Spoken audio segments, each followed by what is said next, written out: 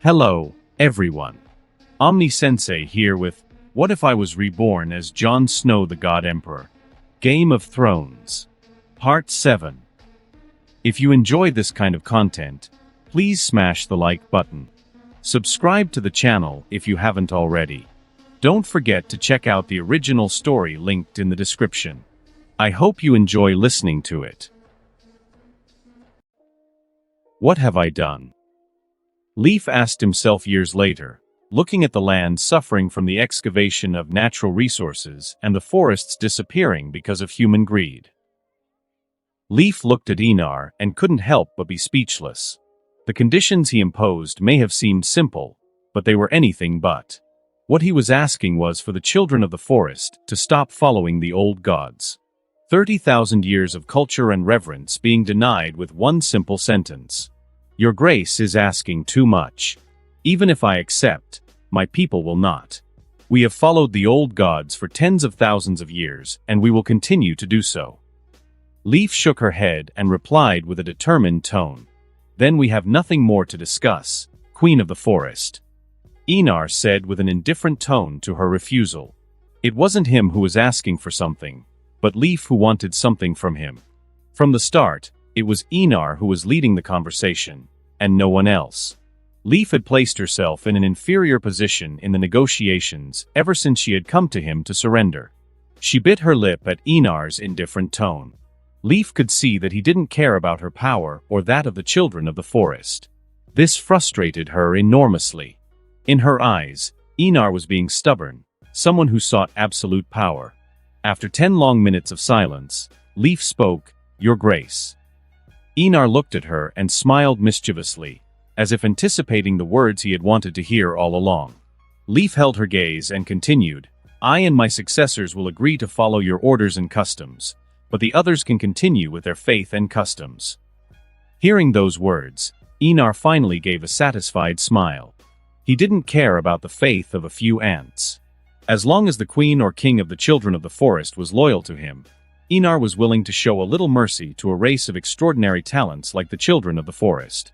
At the same time, he knew he could influence the children of the forest society, gradually merging human civilization with the other. Leif didn't know it, but in time, the children of the forest would go from worshipping the old gods to worshipping him, the God Emperor of humanity. Einar pretended to think for a moment, and to Leif's relief, nodded, looking directly into the golden-green eyes of the mystical being before him. I can accept those terms, Queen of the Forest. Leif finally flashed a happy smile and got up from her chair. She approached Einar and knelt before him, removing the crown from his head and placing it on his lap. I, Leif, 16th of my name, Queen of the Forest Court, swear in my name that I will follow the laws and orders of King Einar I Targaryen until the end of my days.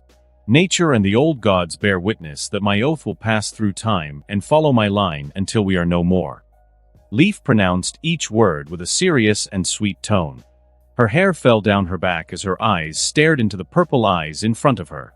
I accept your oath, Lady Leif, Mistress of the God's Eye. Einar named her directly as Lady of the God's Eye and all its surroundings. He assumed that the children of the forest wouldn't want to live in a place without a weirwood, so he simply granted Leif one of the only places south of the wall that still had these sacred trees intact. In addition, the God's Eye had little interaction with the human race, making it a suitable location for the children of the forest's fiefdom. Leif certainly knew the Eye of God and couldn't help but show a happy expression. As Einar had assumed, her people really didn't want to live in a place without weirwood. The choice of their fiefdom was more than appropriate, for as well as being untouched by the human race, the site was home to countless sacred trees and held deep significance for their race. Tomorrow, I'll introduce you to the lords, and you'll need to get acquainted with the nobles of Westeros. Taking a sip of wine, Einar spoke in a calm tone. There would be no discrimination from everyone, especially the lords of the north, who would see the alliance as something sacred. Yes, your grace. Leif knew exactly why Einar wanted her to get close to the humans, nothing more than a way of showing off her own power and influence over the lords and ladies of the court. Seeing that Leif accepted his orders without hesitation, Einar nodded in satisfaction and began to ask about the history of the children of the forest, a subject that Leif related with pleasure and enthusiasm.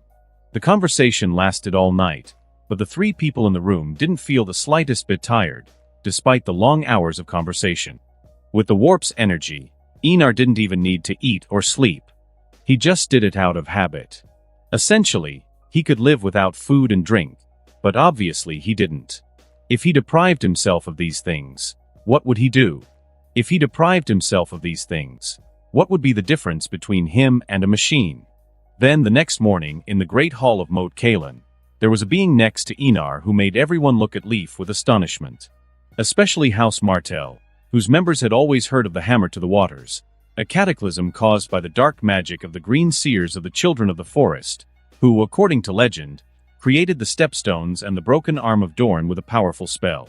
By the beard of the Earth Giant, are my eyes really seeing a Children of the Forest? Small John asked incredulously, his eyes fixed on Leif with intensity. Seeing his son acting like that, Great John patted him on the head and then greeted Leif with respect. Welcome to these halls, nature spirit. It wasn't just him, all the northern lords and ladies greeted Leif with respect. In the eyes of the northerners, the Children of the Forest were representatives of the old gods and children of nature. How could they not respect the envoys of the gods they believed in? Seeing that everyone was present, Einar stood up and spoke in a calm tone. Leif, 16th of her name and queen of the forest court, came to me last night and bent her knees. I granted her the Eye of God and its surroundings as her fiefdom. The Children of the Forest will fight alongside us in the war against the others. Einar finished, looking at everyone with a smile. As if realizing Einar's intentions, Arianne began to clap her hands while watching him with a kind and warm gaze. Einar looked at the desert princess, nodded and smiled gently at her before joining in the applause. A lively atmosphere spread through the great hall, and the lords and ladies of the north didn't miss the opportunity to feast and drink as much wine as they deemed necessary. Even though it was early in the morning, these men and women seemed exceptionally lively. Einar understood this well. A war was looming, and only a fool wouldn't take the opportunity to eat and drink, as it could be the last feast of their lives. In this respect, the lords of the north were wise in the face of death. My master of laws, what has happened to the army of Dorn? Einar brought the goblet to his lips and took a sip of wine while looking at Oberyn, who was still watching Leif with an extremely curious look. Oberyn reluctantly looked away from Leif and replied in a respectful tone. From my brother's news, he will be attacking Storm's End with the army of Dorn. Einar couldn't help but give Leif an unpleasant look. Attack Storm's End? Who did Doran think he was to dare try to take one of the most powerful castles in the Seven Kingdoms? House Tyrell had laid siege to Storm's End for a year without success. Although part of this was due to Mace Tyrell's incompetence, the castle itself was extremely difficult to conquer. How, in the name of the gods, could the army of Dorn, with a mere 25,000 men, bring down a fortress that had only surrendered to Aegon, Visenya, and Rhaenys? Noticing Einar's expression, Oberyn smiled bitterly. Even he couldn't understand how his prudent and cautious brother could make such a risky decision. Pray that the army of Dorn survives the attack until I arrive. Einar commented with a dissatisfied tone. He felt like a father having to solve his son's problems after a stupid decision. What could Oberyn say? He just smiled bitterly and chose not to criticize his brother. While Einar and Oberyn argued in whispers, Visenya approached Leif and greeted her with a kind smile and a curious look. Hello, I'm Visenya, Einar's wife. Leif, Lady of the God's Eye. Leif replied with a respectful tone, looking at Visenya with equal curiosity. You smell like a volcano. Leif commented with a smile. Visenya laughed on hearing this and replied, Blood and fire run through my veins. They both engaged in an interesting conversation, exchanging information. The war march set off from Moat Cailin and marched down the King's Road like a tidal wave of men. Even from miles away, you could hear the sound of the army marching. Lord Reed, you look like you want to say something. Einar asked, looking at the Green Seer, or at least part of one. The man wasn't that talented to be considered a true Green Seer. I'm looking for any signs that your grace is Lady Lyanna's son, but no matter how much I look, there aren't any. Howland, Lord of Greywater Watch, commented in a low, calm tone, his face obscured by the green cloak that covered his body. Have you fallen in love with my mother, Lord Reed? Einar asked with a smile, watching the shorter-than-normal man with interest. With his mother's beauty and charm, he wouldn't have been surprised if such a thing had happened. Howland Reed lifted his gaze and looked directly into Einar's eyes before replying in a calm tone. No, but I've always admired your mother. She was a strange woman, even by northern standards, a true nature spirit. Einar didn't sense any lies coming from the man, so he believed Howland's words. It seems that my mother really did leave a mark on you. He spoke in an amused tone, despite the increasingly tense atmosphere because of the war. Howland nodded. Memories that I will take to my grave with great esteem. Lady Lyanna was someone I would give my life for, if necessary. Or act cowardly, like shooting Sir Arthur Dane in the back. Einar added in a calm tone, but whether it was Leda, Willem or Barristan, all three looked at Howland with sharp glances. Leda, in particular, looked at Howland with a slightly colder gaze. She finally understood how Eddard Stark, even though he was so young, had won against her uncle. It had been a cowardly and unfair duel from the start of the fight. Despite this, Howland seemed indifferent and replied in a calm tone. He killed 6 people in the blink of an eye. When I was about to kill Lord Stark, I did just what any loyal vassal would do to save his liege. I went for Sir Arthur's throat from behind. Leda didn't know how she didn't draw Dawn from her scabbard and cut Howland's head off at that instant. But all the training, pain and devotion to Einar spoke louder than anything else. Barristan looked at Howland and spoke coldly. You should have died with honor rather than kill Arthur like a coward. Howland didn't retort to the old Kingsguard's words. He knew it was a cowardly act, but in the circumstances at the time, there was no way Lord Stark could win. So he did what he did without any hesitation. I do not regret my actions, Sir Barristan. Howland said in a calm tone. I would do the same thing if it meant saving Lord Stark from death. Barristan snorted coldly. He regretted Arthur's death. The boy deserved a more dignified and honorable death than being stabbed in the back. Perhaps noticing Leda's gaze, Howland took on a complex expression. I saw when Lord Stark took over Sir Arthur's murder. I saw the pain on his mother's face. At that moment, I have never felt such shame in my life. I didn't even dare to take responsibility, and I didn't have the courage to tell Lady Ashera that the real murderer of her brother was me. Leda gripped Dawn's handle so tightly that the veins in her hand stood out, twitching, showing the effort she was making not to kill the Lord of Greywater Watch right then. Howland realized this, but showed no sign of resistance. He knew that actions had consequences, more than anyone else. He knew this and accepted his possible death with open arms, with a calm that made Einar look at him with a certain degree of admiration. In the end, Howland just looked at Leda, and Leda looked at him. They both looked at each other with completely different expressions. One had a calm, serene countenance, the other a cold, slightly murderous look. The memory of her mother's pained expression and crying flashed through Leda's mind. But in the end, she didn't draw her sword, not when Einar hadn't ordered Howland's death. When this war is over, join the Night's Watch. Pass on your titles and fiefdom to your firstborn. For now, help us fight House Fry in Greywater Watch. Einar decreed, deciding Howland's fate in an instant. Leda let out an emotion-laden sigh and relaxed her grip, although her gaze remained fixed on Howland, now filled with a coldness that sent shivers down the spine of the Lord of Greywater Watch. Thank you, Your Grace. I will carry out your orders without any hesitation. Ignoring the danger signals his body was giving him, Howland looked in surprise at Einar and bowed in gratitude.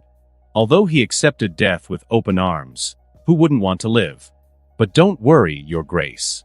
House Fry has tried to conquer Greywater Watch countless times, but has failed every time, without exception. Howland said with a slightly colder tone. If there was anyone who hated the phrase, it was House Reed, who had faced them countless times.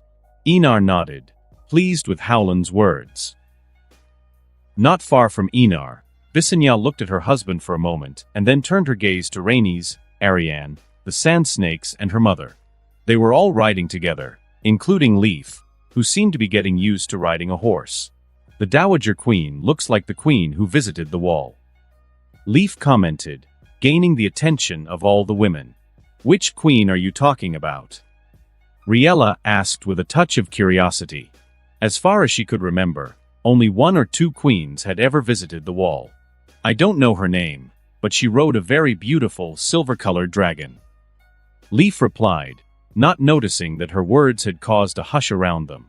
Riella widened her eyes, completely shocked. From Leaf's description, the queen she had seen could only be Alysanne I Targaryen, the rider of Silverwing. Queen Alysanne. Riella exclaimed, still incredulous. The other women were equally surprised by Leaf's words. How old are you, Leaf?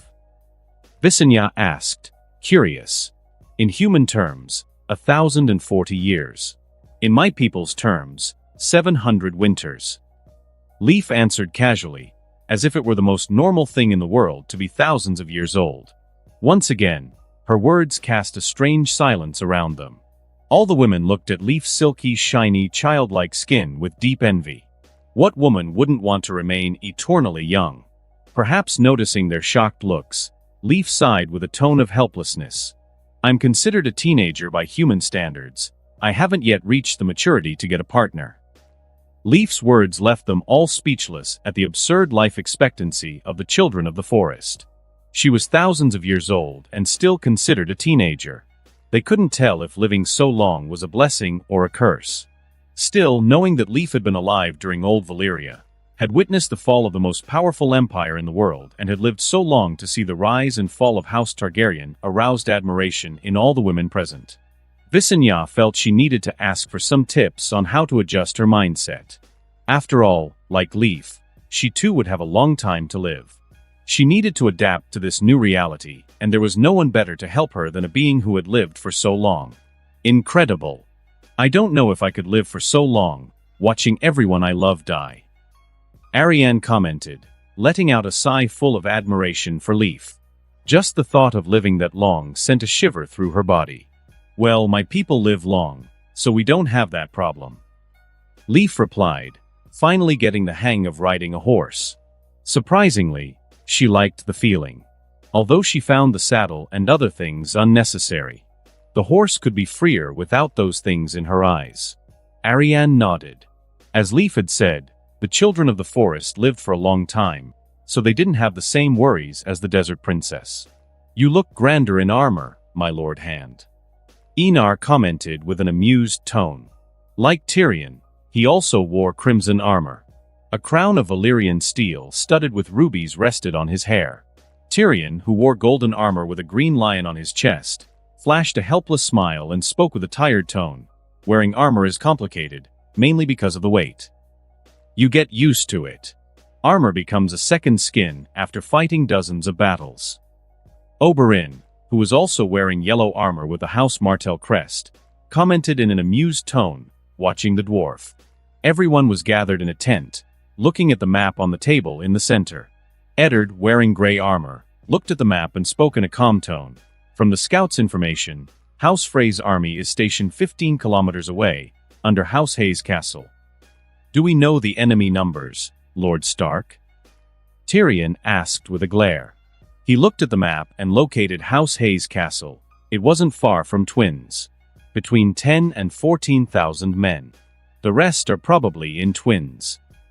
Eddard gave a rough estimate of the enemy troops, since the scouts had no way of knowing the exact number. It's a large army, especially considering that House Frey is not a paramount lord of the Riverlands.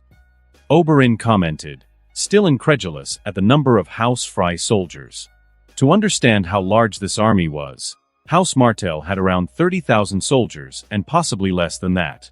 To know that House Frey had so many men was shocking, to say the least. Are they soldiers in armor or dirty commoners wielding hoes? Tyrion asked curiously. From the scouts' report, many had armor, but there were some without. Eddard replied, looking at Tywin Lannister's dwarf. He still couldn't believe that Enar had managed to convince a son to kill his own father. Then we have nothing to worry about in the first place. Tyrion commented in a more relaxed tone after hearing the words of the Lord of Winterfell. They had around 120,000 soldiers. In comparison, the enemy army was too small in the face of such a large number. Everyone nodded at Tyrion's words. The best part is that they don't know we're already their enemies. Oberyn said, his lips curving into a mischievous smile. We can enter the camp and attack from the inside, while using our soldiers to attack from the outside. Tyrion and Eddard looked at Oberyn with surprised expressions. It really was a cruel and malicious plan. If they really did what Oberyn had suggested, it wouldn't be a battle, but a massacre without any resistance. Whether it was the Red Legion, the Sardaukar or the Northerners, all three were armies that had seen and participated in many wars. They were all experienced veteran soldiers. Together with the number of hundreds of thousands, there was no doubt about victory. Great idea, let's do it. Enar laughed and accepted Oberyn's proposal with a smile on his face. Such a cruel tactic was really something he liked, especially when they could minimize their own losses. Eddard frowned deeply. He didn't like fighting in such a cowardly way, even against the scum of the Fry, but as Enar had already decided, he would accept the order and do as he was told. Let's get started. Enar spoke. He looked at Tyrion and said, "Send a messenger and explain our situation to the army commander." Tyrion smiled mischievously when he heard those words. He was more than happy to coordinate the attack. House Fry didn't deserve honor or anything related to it. A shameful death was a fitting fate for the most despicable house in Westeros. Are we finally going to war? Suddenly, Visenya entered the tent wearing black armor, having heard Enar's orders. The queen couldn't help but feel excited again about the war that was about to take place. Enar was speechless at his wife's excitement. He really wanted to know what was going through her mind to make her so eager to kill people. After a while of reflection, he explained Oberyn's strategy, causing the queen to let out a somewhat sadistic laugh. A shameful death for human trash. She commented when she heard about Oberyn's plan. She really liked the idea and was looking forward to it. I'll be in the army that will attack from outside the camp. Although raiding the enemy camp sounded like fun, she preferred fighting alongside an army. Visenya looked at Enar, waiting for his permission, which she received. Yes, but be careful and don't use Syrax. I don't want the fire to spread to the swamps. Enar certainly wouldn't object to Visenya going to war. At the same time, he would start accumulating blood for some of his future plans. Those responsible for this task would be his two loyal subordinates, Sigismund and Titus. Enar wouldn't trust anyone else with such a delicate mission, which could tarnish his reputation. Visenya nodded, although she wanted to use Syrax for the first time in war, but accepted Enar's orders. Besides, she concluded that using Syrax to deal with House Frey's army would be too great an honor for such insignificant people. Let's start the war officially. Enar spoke with a slightly excited tone. It was the first battle in Reconquista. How could he not be excited right now? Yes. Everyone answered with a solid and powerful yes. With Enar's orders, everyone began to move and the operation began. Instead of sending a messenger, Tyrion personally acted as messenger so as not to cause any suspicion to House Fry. Riding a horse which he climbed onto with the help of a servant, Tyrion, accompanied by 4 members of the Red Legion, set off towards House Hayes' castle. One of the members of the Red Legion carried the banner of House Targaryen. It didn't take more than half an hour for Tyrion to spot the camp outside House Hayes' castle. Among the coats of arms that were present, besides House Hay, there were 2 others, House Ironford and House Charlton. There was no other coat of arms apart from these 3, who were vassals of House Fry. However, the numbers of these 3 houses really surprised him. Even in the Westlands, it wasn't every house that had 3,000 to 4,000 men. After all, no great house wants a vassal to become too strong, which could threaten the power of an entire region. Only houses Tyrell and Tully were weak enough to allow such a thing to happen. While he was thinking, Tyrion had been spotted by the camp watchman. One of the soldiers on watch noticed the banner from afar and didn't hesitate to sound the trumpet. Who came out of the main tent after the trumpet was blown were 7 men, the lords of House Hay, Ironford and Charlton. The heir of the Crossing in twins, Stevron Fry, the second and third son of Walder Fry, Emmon and Enys Fry. What's going on? Stevron asked the soldier. The banner of House Targaryen has been seen outside the camp, Lord Stevron. The soldier replied without any hesitation. Stevrin smiled at the soldier's words. It seems he's a messenger. Father's orders are to bow to King Enar Targaryen, so we've come with our army to join the march of war. Aenys Fry commented with a naturally cunning and cruel look. Walder's 3 sons were old and bald or balding, especially Stevrin, who was 60 years old. Let's go and greet the messenger. Stevrin, unlike his father, was a kind and courteous man. He had a gentle appearance and attached great importance to his family. Everyone nodded and followed Stevrin to the exit of the camp, where they saw 5 horses and soldiers wearing red armor. But what caught their attention was the leader and messenger of the group, a dwarf wearing golden armor with a House Lannister crest in green. This caused a small shock among everyone around, as in the name of the 7, there was a Lannister in the army of House Targaryen. Lord Stevrin, I presume. Stevrin woke up from the shock of hearing the dwarf's question. He just nodded. I am Tyrion of House Lannister and Hand of the King. I have come on behalf of the king, who will be arriving in a few moments. Tyrion ignored the shocked looks on everyone's faces and spoke with a gentle, charismatic smile. The king will be received with all the regalia befitting a king. Stevrin, still shocked by Tyrion's identity, spoke with an incredulous tone as he stared at Tyrion with a wide-eyed look. It was really hard to believe that the Lion Son of the Rock was actually fighting against his own father. In the camp tent, Tyrion looked around and thought he was in the lair of a gang of bandits by the side of the road. There wasn't even a decent-looking man inside the tent. However, he had no right to judge someone by their appearance, but they all really did look like villains, no matter how he looked at them. Then Tyrion's green and black eyes fell on a bald old man. He looked timid and not at all brave. Aemon Fry, second son of Walder Fry. The reason Tyrion recognized the man was simple. He was the husband of his aunt, Jenna Lannister. If there was anyone in the world he recognized as a relative and believed in his abilities, it was Jenna Lannister. As far as he knew, Jenna controlled her cowardly husband like a rider controls a horse. I hope my beautiful aunt is in good health, Lord Aemon. Tyrion greeted the man with a smile. Aemon also smiled at the mention of his wife and answered a little shyly in the face of everyone's gaze, which fell on him after Tyrion's question. Jenna is well, Lord Hand. She is teaching our children with great zeal and decency. He replied with a proud smile. If there was one thing he was proud of in his mediocre life, it was his wife. Only he had a wife like Jenna, who was Tywin's sister and Queen Cersei's aunt. In terms of status, apart from Tyrion, there wasn't a single person with a position comparable to his. This, for a moment, made him so proud that his posture straightened and he looked at everyone haughtily.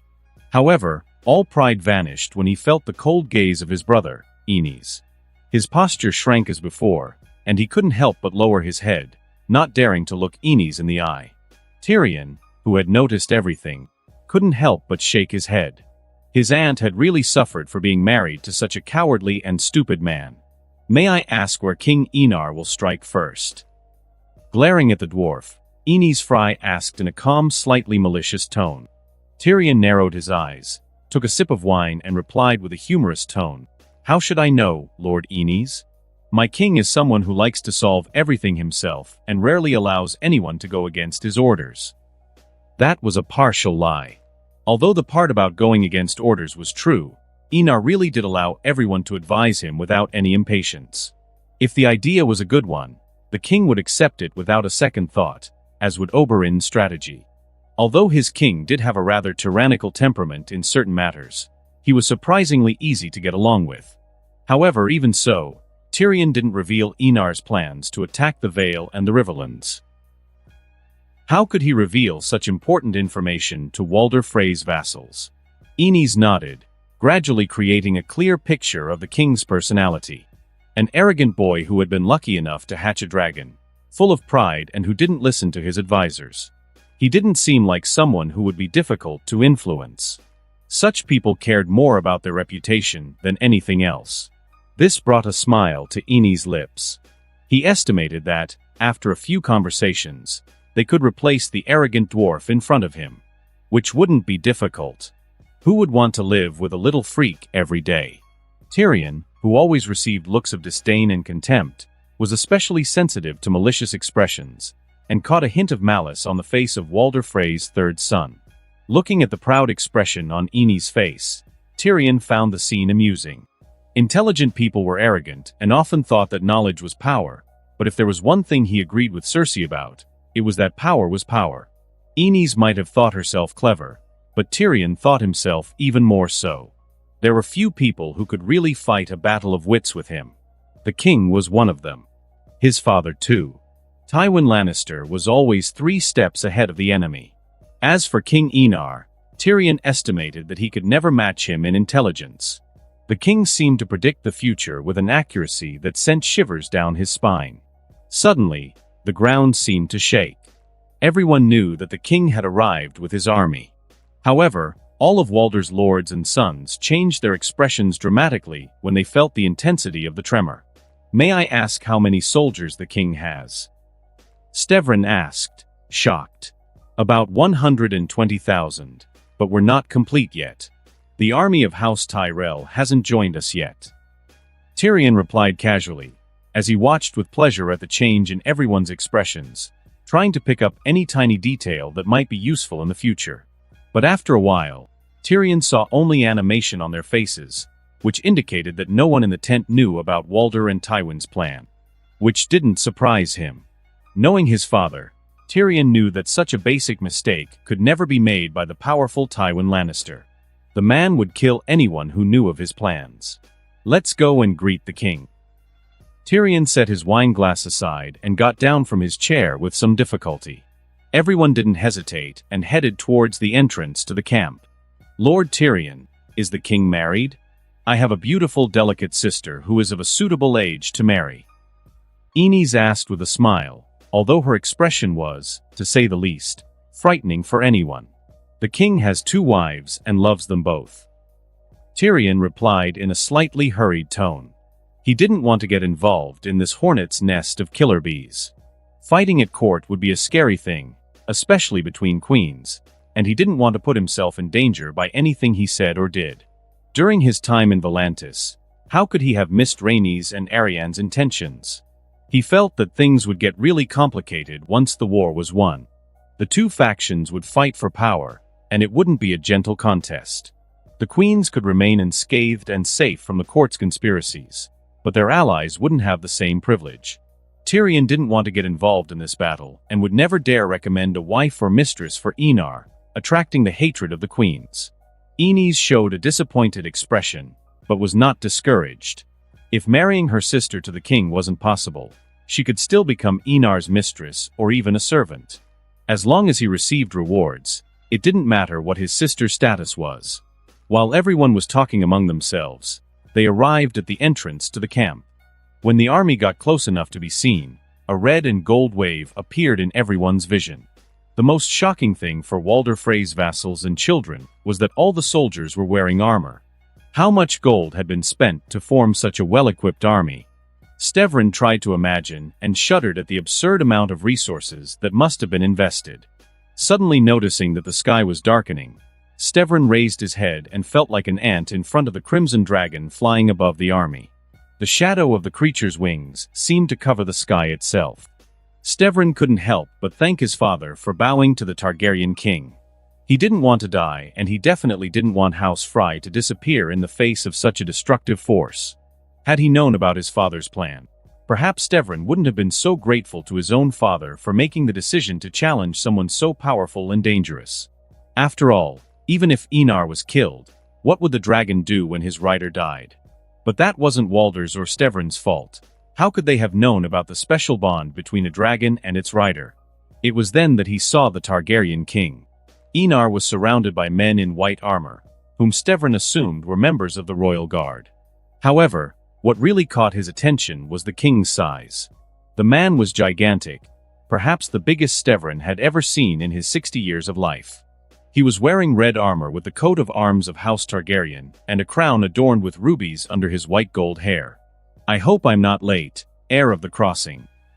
Enar greeted Stevrin with a gentle smile, even though he was about to kill him.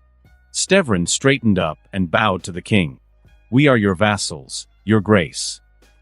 He looked at Enar and continued in a respectful tone, How could we blame you for any lateness? Don't flatter me, Lord Stevrin. I'm tired of traveling for so long. Einar smiled, responding to the man's flattery with an amused tone. His words made the atmosphere more relaxed. Seeing that the king was approachable and kind caused many to start introducing themselves, each trying to impress him in some way. Surround the tent and prevent anyone from entering. Einar ordered a Sardaukar before entering the tent with his royal guard and the members of the court. Upon entering the main camp tent, Einar naturally sat down on the main seat. His gaze roamed around those present until it settled on Walder Frey's eldest son. Unlike his father, the man was actually a good person, which, in all honesty, was not something you would expect coming from the offspring of one of the most ambitious and petty men in the Seven Kingdoms. Your wine, your grace. Ines Fry poured a glass of wine for Einar, who accepted it with a kind smile. Thank you, Ser Ines. Einar thanked him as he looked at the man who bore his ancestor's name. He had to admit, the guy was ugly. Curiously, even Ines Frey's sons bore the traditional names of House Targaryen, Rhaegar and Aegon. But obviously, both were exactly like their father, lacking even 1% of the Targaryen's characteristic beauty. Your Grace, my father has asked me to inform you that the Twins' gates are open for your arrival. House Fry will kneel before House Targaryen once more and fight alongside the king. Stevrin declared with a respectful tone, displaying a kind and warm gaze. Lord Fry has my thanks. Einar smiled and expressed his gratitude aloud, raising his goblet in a toast, a gesture that everyone followed, toasting with smiles on their faces. Oberyn and Tyrion exchanged glances, noticing the amusement in each other's eyes. Did they feel pity or mercy for these people? No. Even if they didn't know exactly what Walder and Tywin's plans were, they were both quite sure that these same men would obey Walder Frey's orders and kill them without any hesitation. So there was no room for pity. On the contrary, the situation seemed ironic, almost comical. Especially for Oberyn, the real orchestrator of the plan. He couldn't wait to see their expressions when they found out the truth. Your Grace, can I ask you something? Ines Fry took a sip of wine and asked in a respectful tone, flashing a false look of admiration at Einar. He knew very well how to satisfy a man's vanity and ego. You may ask, Ser Ines. Einar narrowed his eyes and replied in a calm tone. He recognized an ambitious sycophant when he saw one, and Ines Fry was exactly that kind of person. How could he allow someone like that on the small council? Did Ines think Einar was like Aegon IV, surrounded by sycophants and incompetents? Where will your Grace strike first? Ines asked, slightly excited. He felt that this was his chance to prove himself to the king and secure an important position at the court of House Targaryen. I will attack Riverlands. Einar replied, causing everyone who didn't know this information to open their eyes in shock. In everyone's eyes, including those of the many noble houses of Westeros, if House Stark had knelt before the king, House Tully, linked by marriage to House Stark, would surely kneel too. But when they heard Einar's words, they all realized that the reality was not exactly as the rumors said.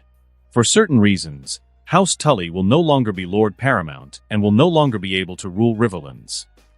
Einar took a sip of wine and commented casually, watching as everyone was shocked by the information he had just revealed. Ines' eyes couldn't help but light up when he heard Einar's words. He felt his heart beat faster, thinking that this really was the chance for House Fry to reach a level never seen before in history. Lord Paramount of the Trident and Lord of the Riverlands. It wasn't just Ines who thought of this possibility. Stevrin and Emmon also showed excited expressions. If House Tully could ascend to Lord Paramount during the conquest of Aegon, House Fry could also ascend during the conquest of Einar. At this thought, the brothers looked at each other and saw the excitement in each other's eyes. How could they not be excited? It was the chance their father had always hoped for. Yes, Walder Fry, an ambitious and cruel lord, had always looked at the weak House Tully with greedy eyes.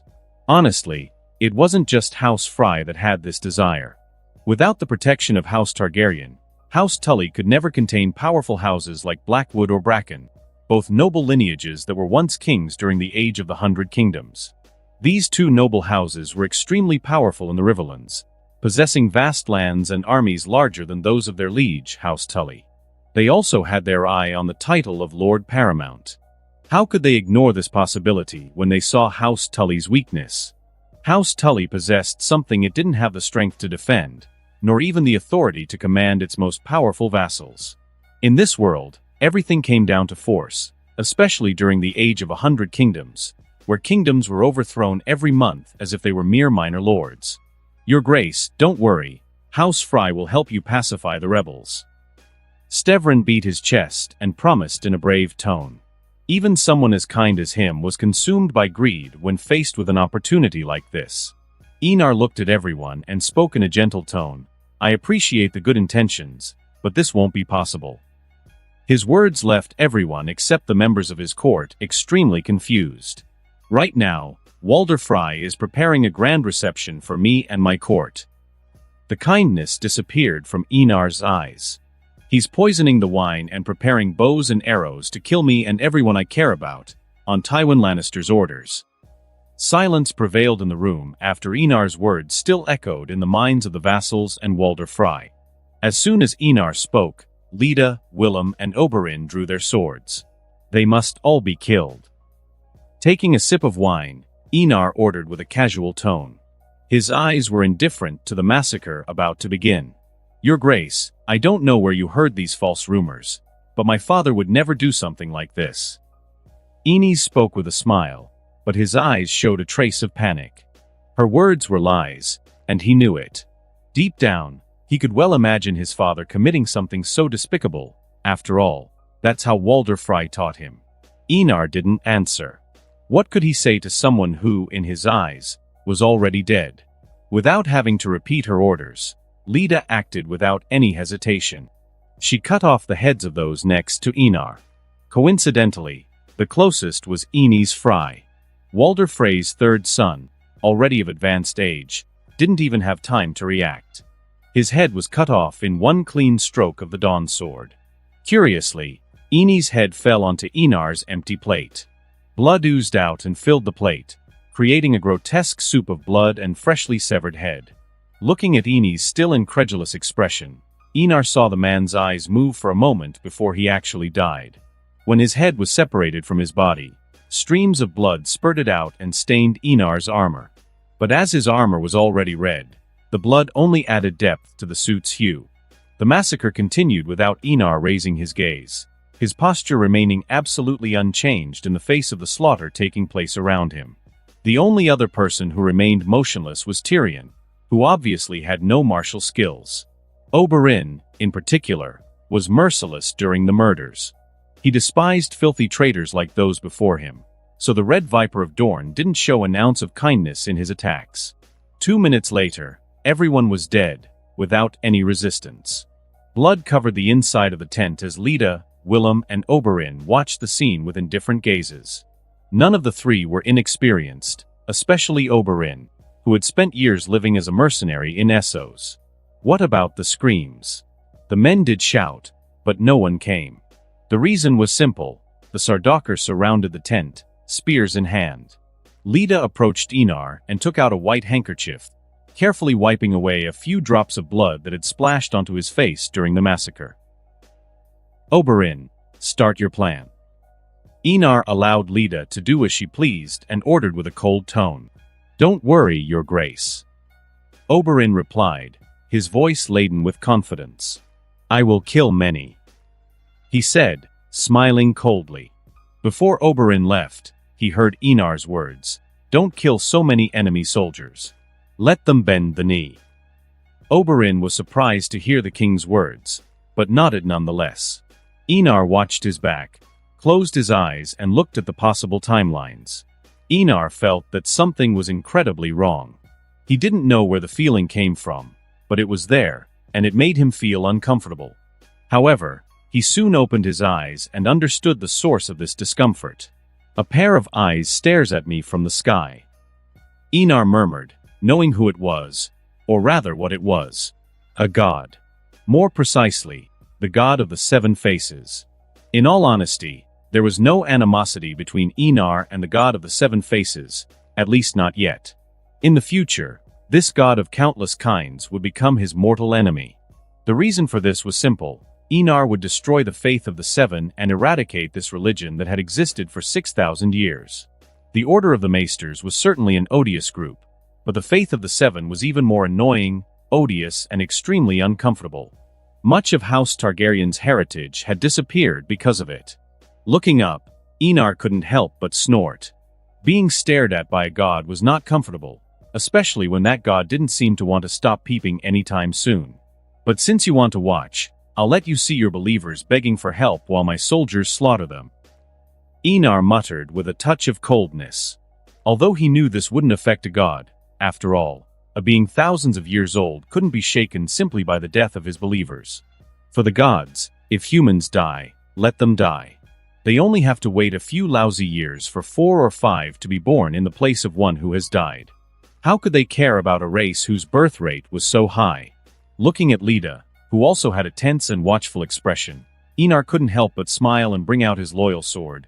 How do you feel about being stared at by a god? He whispered to her, not intending Tyrion to overhear the conversation. Leda's lips twitched as she heard the king's provocation, but her eyes narrowed as she grasped the real meaning of his words. God. That was a term she never thought she would ever seriously consider. But after living with Enar for so long, she knew secrets that few humans would even imagine discovering, especially the truth about the long night.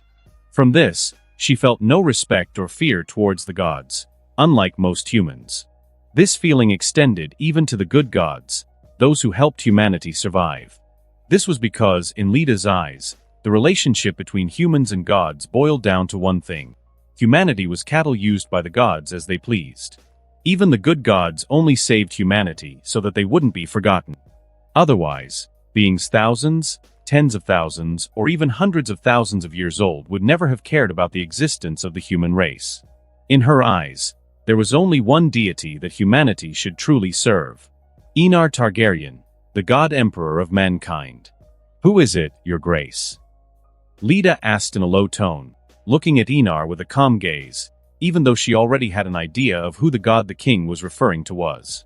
The god of the 7 faces. Enar replied with an amused smile. Seeing Leda's dislike really pleased him. Leda nodded when she heard the god's name. She wasn't surprised. The old gods, according to the king, had been asleep for thousands of years and might never awaken. Apart from the old gods, there was only the god of the 7 faces with influence in Westeros. While Enar and Leda were chatting casually among the dead inside the tent, screams began to ring out outside. Oberyn had started the massacre. However, the soldiers standing next to him were the Red Legion. The Sardaukar were still standing around the main tent, protecting the entire perimeter. This situation didn't last long, however, as Enar soon ordered the Sardaukar to attack. When Oberyn began his attack inside the camp, the Red Legion outside moved in. Visenya, holding a sword and shield, was in the front line. She and the whole army advanced against the enemy soldiers, who were still confused about what was going on. But this was exactly what Visenya had hoped for with Oberyn's plan, and she knew how to take advantage of this moment of chaos. Without the lords to control their own armies, the soldiers barely had time to react before the Legion arrived. Eddard and the Northerners stared wordlessly at the scene. For the first time, there seemed to be other people more eager than them to fight. It doesn't look like we're needed in this battle. So, are we going to take part? Meej asked with an uncertain tone. The enemy army was small, and watching the red wave devastating the camp, she really didn't see the point in attacking a battle that had already been won. Eddard shook his head and said, "No, we'll just watch. We'll fight when we get to Twins."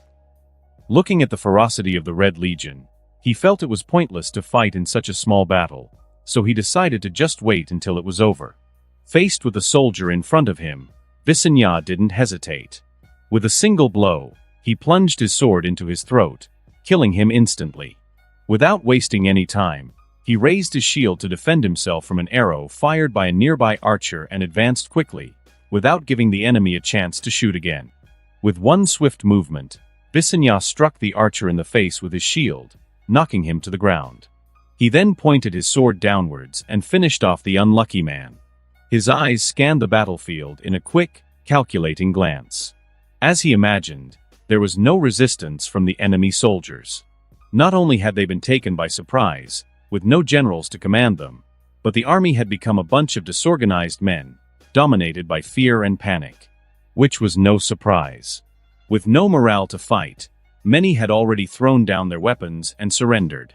Shaking her head, Visenya continued to fight, eliminating the enemies before her with her impeccable skill with the sword. Inside the camp, the scene was a veritable inferno.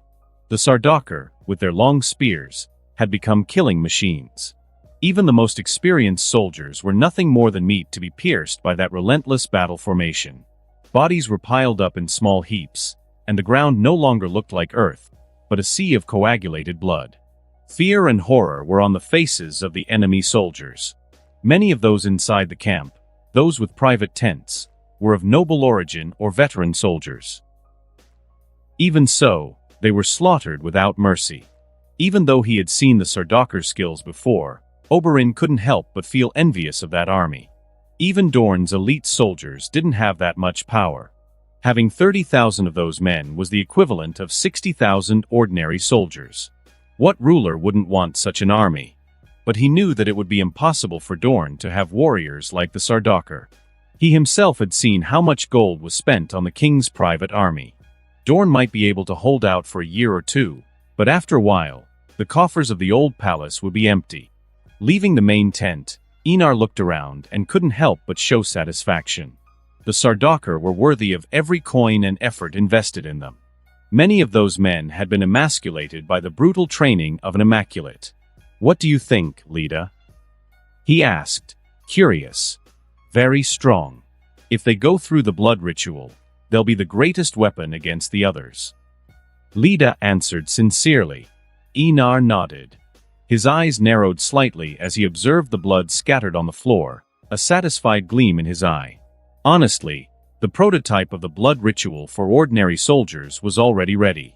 He would use the blood of ordinary people to baptize them, creating his own super soldiers. "Let's go," Enar commented, stepping forward. Visenya felt someone beside her and turned around.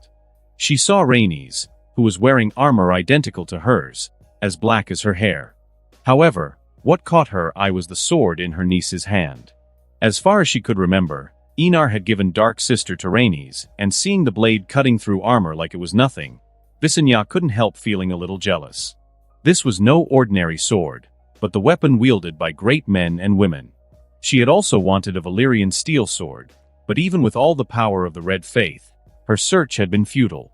Those who possessed such weapons would never sell them, and those who had them hid them as if they were the most precious treasure. Visenya had put this desire aside, aware of the difficulty of finding such a sword. However, when she saw Dark Sister again, she felt that she deserved a blade of Valyrian steel, a sword that she herself would make legendary, just like her ancestor, Queen Visenya I. Suddenly, she remembered that Enar could see into the past. Her eyes lit up at the memory. If her husband had this gift, then he could find out how Valyrian steel was forged and with it, create weapons for the whole of House Targaryen. She even imagined an entire suit of armor made of Valyrian steel. At the thought of it, Visenya felt an almost uncontrollable urge to run to Enar and demand a complete set. Suddenly, a body fell beside her. Looking down, she saw the corpse of a man and Rhaenys pulling the sword from his body. "We're at war, Auntie," commented Rhaenys in a calm tone. "Don't get distracted." Hearing the presumption in her niece's voice, Visenya frowned and snorted coldly. Although there was familial love between them, that didn't mean they didn't have disagreements. Especially Visenya, who could clearly see the feelings in Rhaenys' eyes every time she looked at Enar. Still, knowing that her niece had just helped her, Visenya nodded and stepped forward. Her body seemed to have infinite energy, as if it would never tire.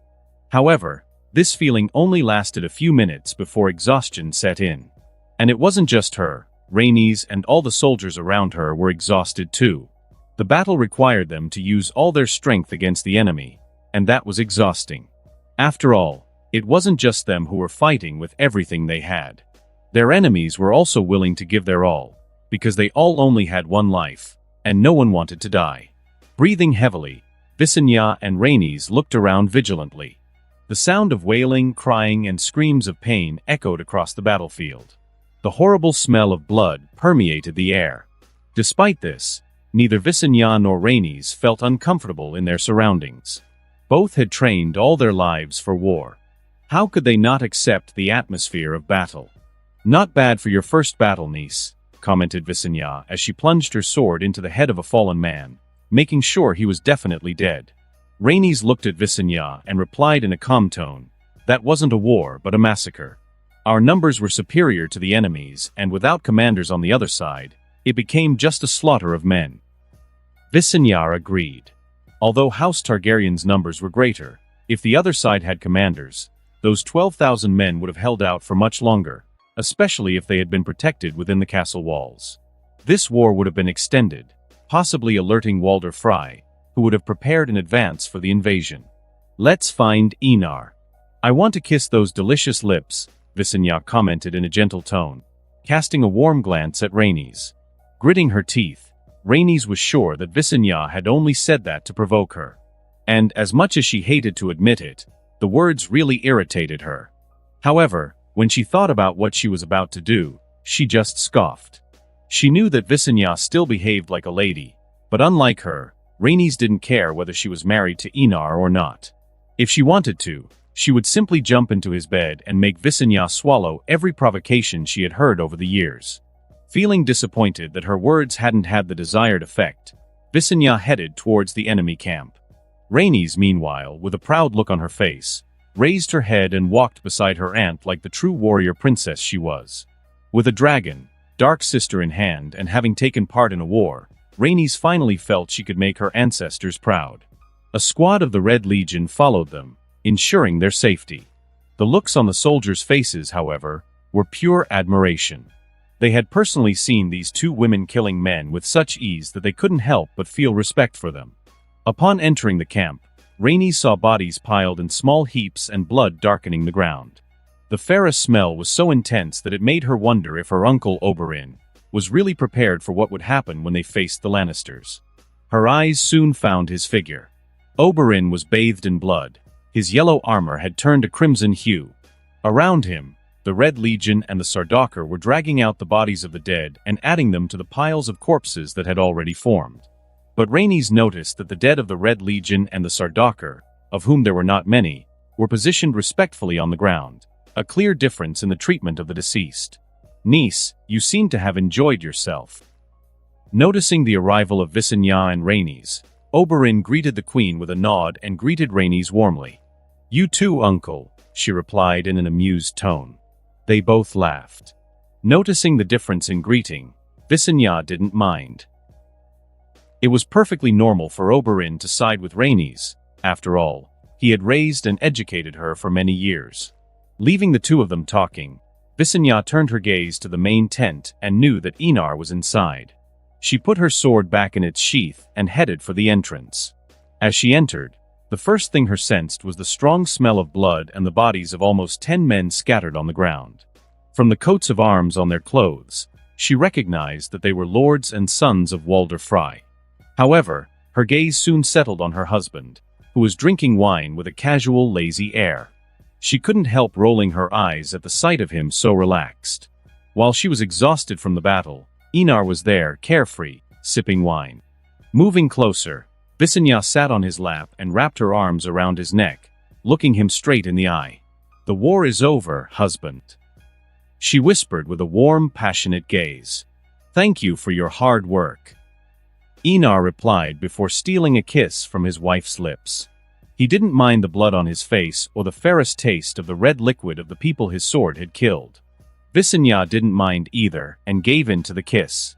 She found the situation extremely exciting and couldn't wait to get married and spend the whole night smashing her lover. Leda, Willem and Tyrion, who were in the tent, just looked on and ignored the intimacy between the king and queen. After about 2 minutes, Visenya moved away to catch her breath, gradually calming down. "I love you," she said in a gentle tone. If you ignored the blood on her face and armor, you might think she was just a sweet, harmless queen. "Me too, my dear queen," Enar replied with a laugh, kissing her cheek softly and drawing a giggle from her. Shortly afterwards, Oberyn and Rhaenys entered the tent. Oberyn wasn't bothered by the king's intimacy. In Dorne, things were much hotter than just a kiss in public. However, Rhaenys didn't seem at all happy to see Visenya on Enar's lap, especially when she heard the gentle exchange of sweet whispers between the two. "Your Grace," said Oberyn, stepping forward to report. "The battle was won successfully, and we suffered few casualties while the enemy lost many lives. 4,000 were killed, and the rest surrendered," he continued, with a big smile on his face. How could he not be happy?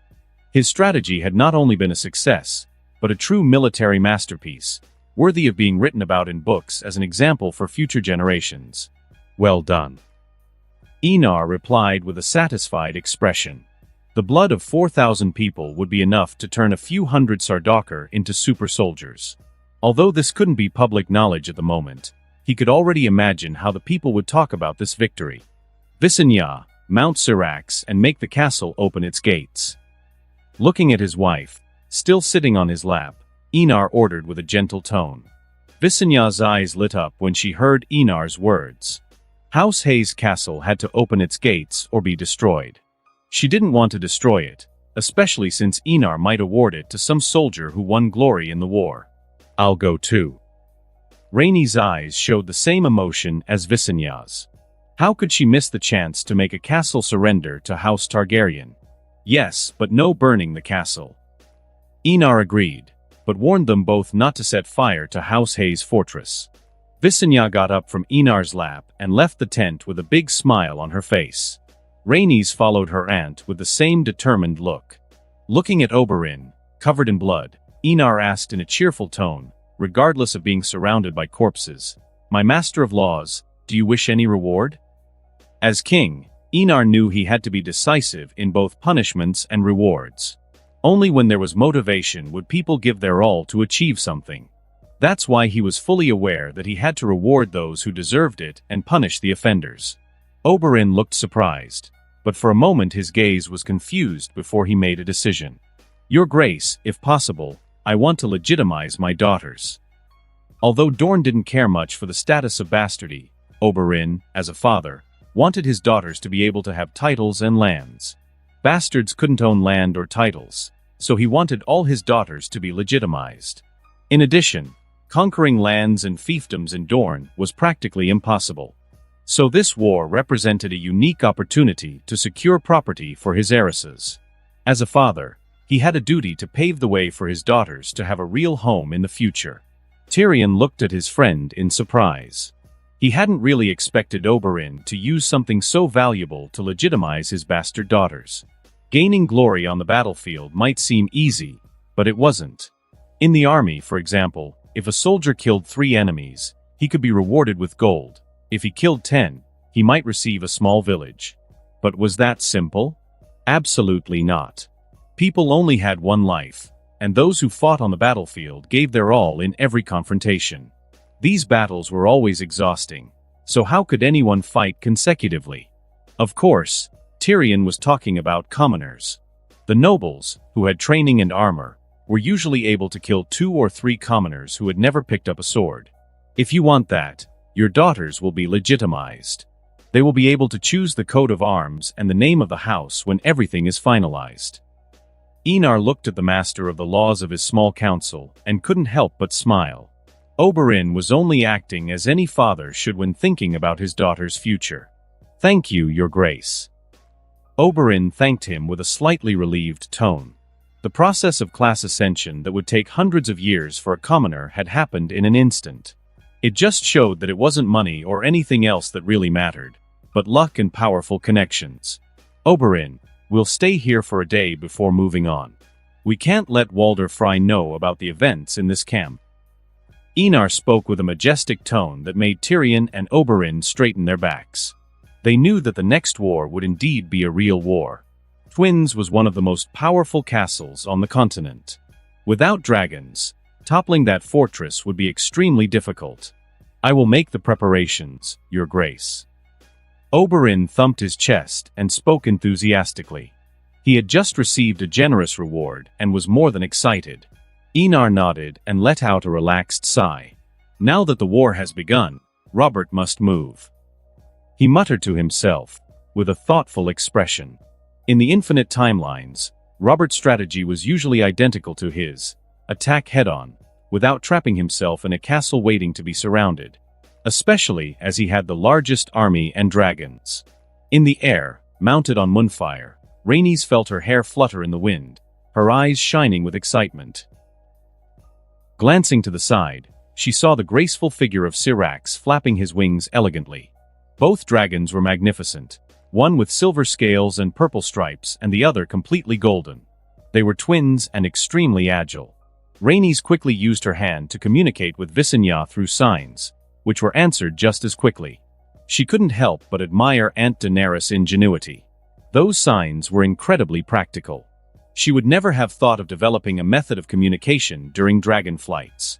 After all, it was impossible to be heard in the air because of the wind. Visenya understood what Rhaenys wanted to do: burn down one of the castle towers to demonstrate the power of the dragons and force those inside the fortress to open the gates peacefully. She liked the idea and accepted the proposal. Both women smiled and brought the dragons down, gradually approaching the stone castle, nowhere near as sturdy as Winterfell or any other powerful fortress. As the castle drew ever closer, Rhaenys narrowed her eyes because of the strong winds. Seeing the target clearly before her, she ordered, "Dracarys."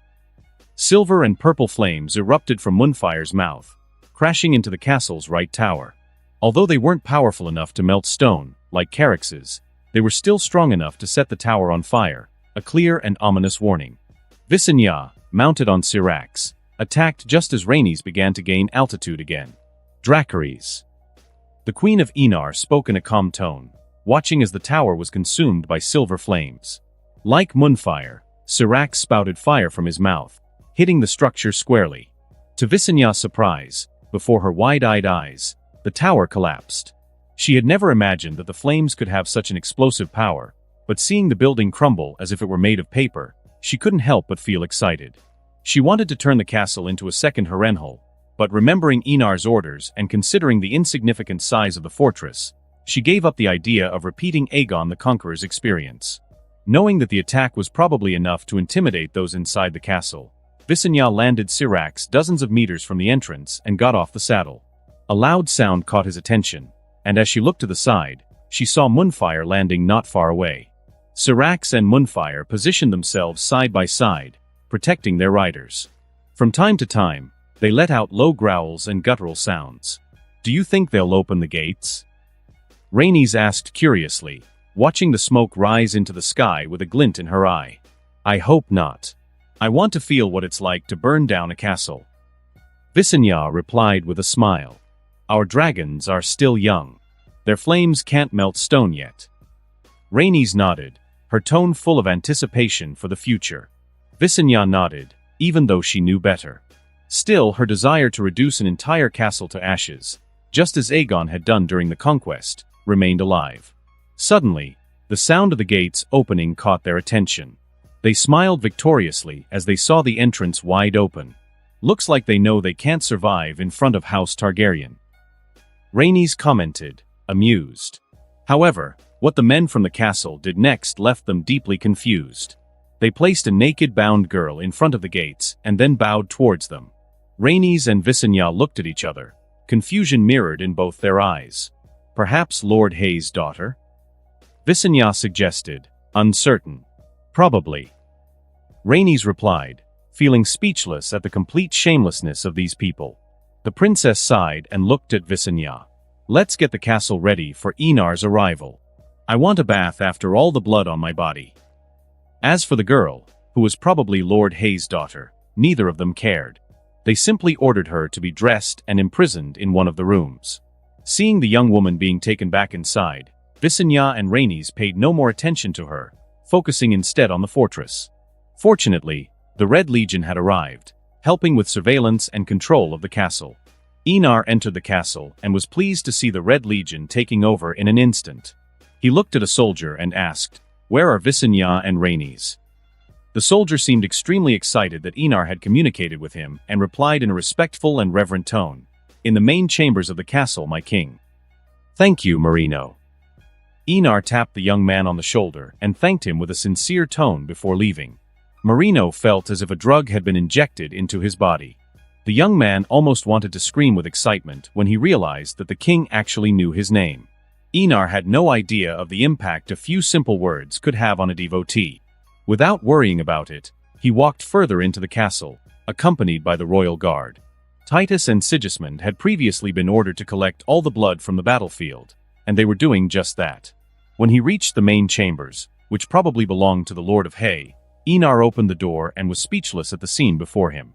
Visenya and Rhaenys were naked in a wooden bathtub, staring at each other with extremely sharp and competitive gazes. "What are you two doing?" Einar left Willem outside the room and entered, with Lita right behind him. Rhaenys couldn't help feeling a little shy at being naked in front of Einar for the first time. However, when she saw the indifferent expression on his and Visenya's faces, she put her shyness aside and cast a haughty glance at the incredibly beautiful and equally naked woman in front of her. Visenya, for her part, didn't care about Rhaenys and Lita's gaze. She stood up naked from the bath and walked proudly over to Einar.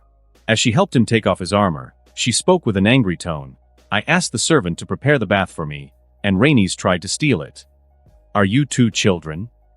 Einar was speechless at the childishness of the two women. Visenya had a mischievous look on her face when she heard his words and couldn't help but show a pitiful, sad expression. She was proudly showing off those two pieces of fat as if they were the best thing in the world. Einar looked at Rhaenys' full, perky breasts and then at Visenya's modest but perfectly symmetrical ones.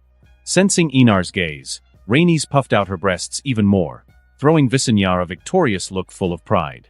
Visenya, who was still performing, couldn't help but grit her teeth when she saw Rhaenys' proud look. Snorting coldly, she finished stripping Einar and led him naked to the bathtub. Seeing Einar's naked body for the first time, Rhaenys' shyness returned in full force, leaving her breathless for a moment. She tried to turn her attention away, but found herself unable to do anything of the sort. Noticing this, Visenya couldn't help but smile and, under Rhaenys' surprised gaze, began to clean Einar's entire body, without forgetting any place. Rhaenys opened her mouth in shock and felt that Visenya was incredibly shameless. However, she didn't want to be left behind.